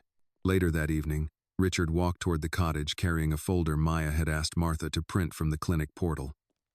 He stopped at the porch and knocked. Annie opened the door. Mr. Bennett, these are Maya's appointment papers. She's in the kitchen. Richard handed her the folder. He did not step inside. How is she? Better today. Maya called from the kitchen. Tell him I took everything on time. Annie smiled. She wants you to know she took everything on time. I heard. Maya appeared holding a mug. Her color was better than it had been the night Richard first visited the apartment. Thank you for the paperwork. You're welcome. Annie glanced toward the main house. Mrs. Bennett came back? For a little while. She understood enough not to ask for details. Maya looked at Richard. You okay? The question surprised him. He considered giving the automatic answer. Instead, he said, Not especially. Maya nodded. Fair. From the kitchen counter came the soft rattle of a prescription bottle as Annie moved it aside to make room for the papers. Richard looked at the two sisters, at the grocery list pinned to the refrigerator, at the rent money Annie was beginning to set aside in a separate account, and at the ordinary work of rebuilding a life 1 week at a time. Back in the main house, one certainty had broken. Here, another was slowly being built. Neither happened without a cost. 3 weeks later, the household had settled into a new rhythm. Payroll was handled by an outside service. Martha had written schedules posted in both the kitchen and staff office, and every employee received a digital copy of hours worked before payday. Annie noticed the changes, but she rarely commented on them. What mattered was that Friday deposits arrived when they were supposed to, without anyone wondering whether a question would cost them next week's hours. Maya was improving too. Her doctor had adjusted one prescription, and a clinic social worker helped her apply for a manufacturer assistance program that reduced the monthly cost. The difference was not dramatic enough to erase every bill, but Annie no longer had to calculate medicine against groceries every time she opened her banking app. One Tuesday afternoon, Richard passed through the kitchen and found Annie at the table during her break. Her lunch sat beside an open notebook filled with numbers, work shifts, and bus schedules. Near the bottom of the page, she had written the names of 2 local community colleges. Richard slowed. "You're looking at schools again." Annie closed the notebook halfway. "Just looking. That usually comes before applying. Sometimes looking is all people can afford." Richard pulled out the chair across from her but did not sit until she nodded. "How much is tuition?" "I haven't finished figuring it out." "That means you know exactly how much." Annie gave him a look that told him he had guessed correctly. Richard smiled slightly. "All right, how much?" She turned the notebook around. "If I start with prerequisite classes and go part-time, I can manage tuition eventually. The problem is everything around it. Books, transportation, fewer work hours.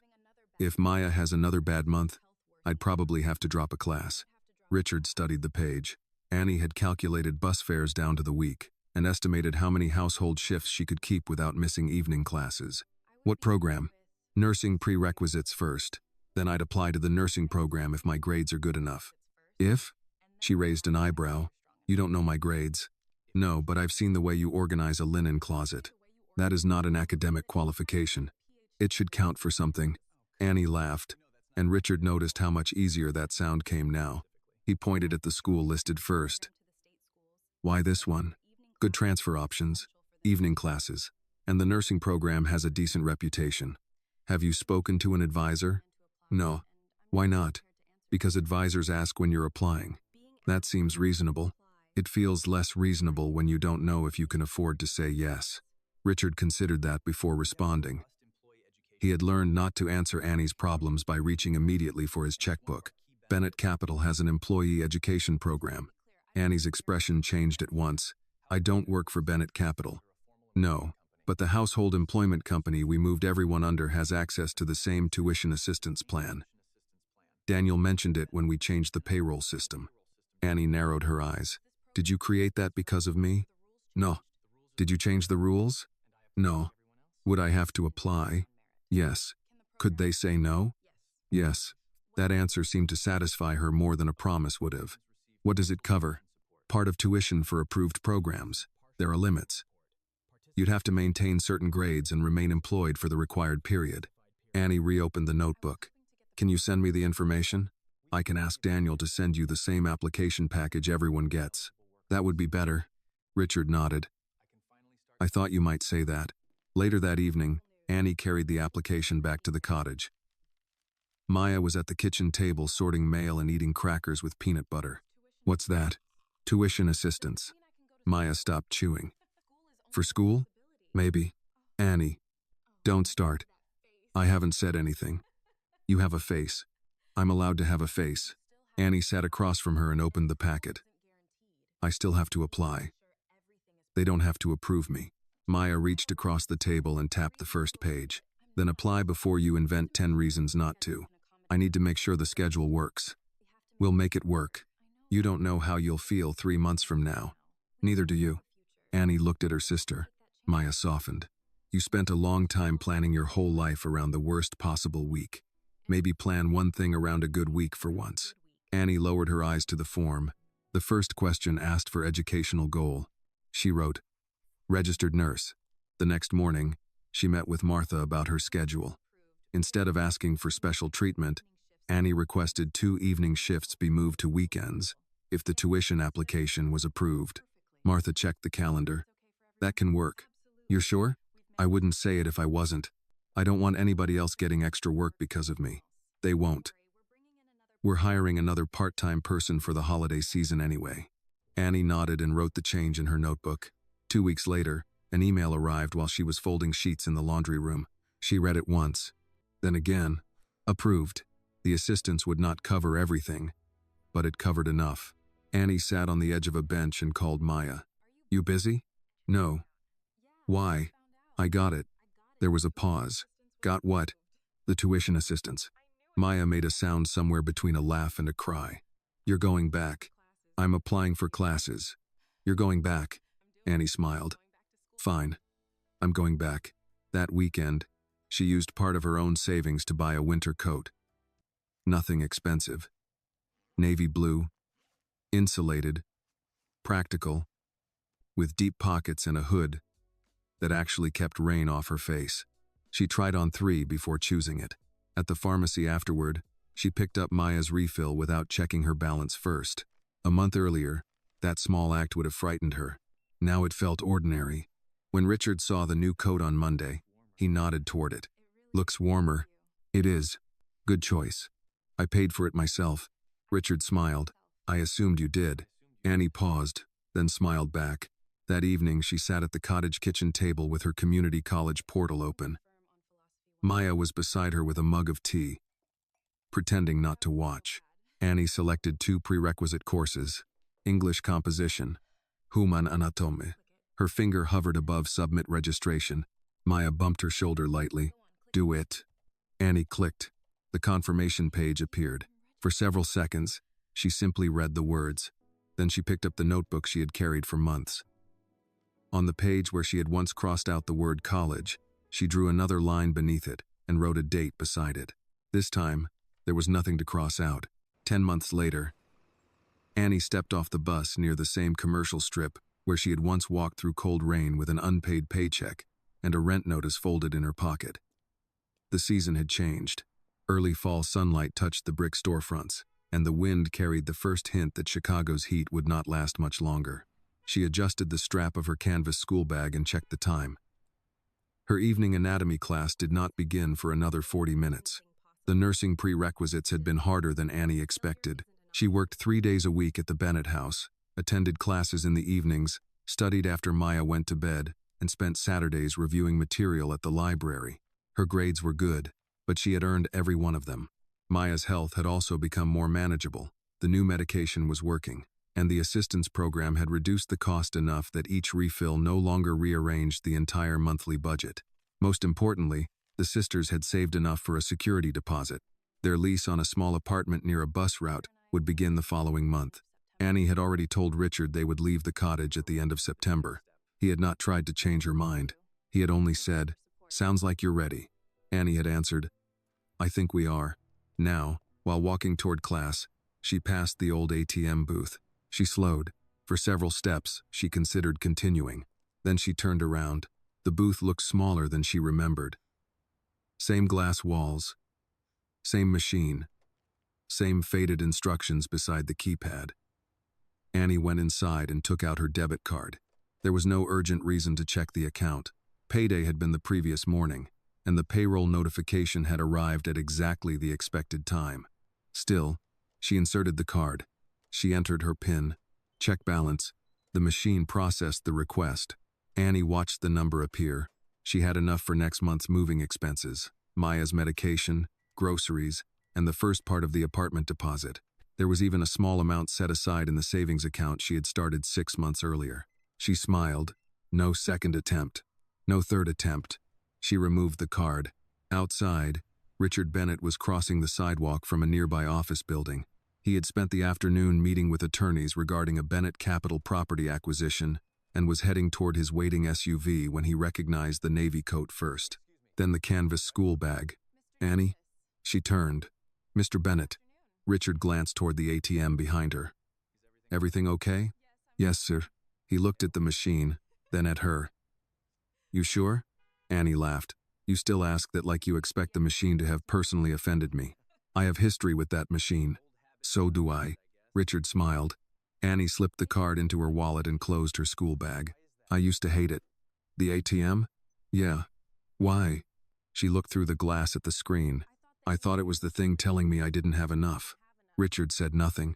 Annie continued. "That night, I kept checking because I thought maybe if I tried again, the number would change. I knew that didn't make sense, but I didn't know what else to do." Richard remembered the repeated balance inquiries, but he let her continue without interrupting. Annie tucked the wallet away.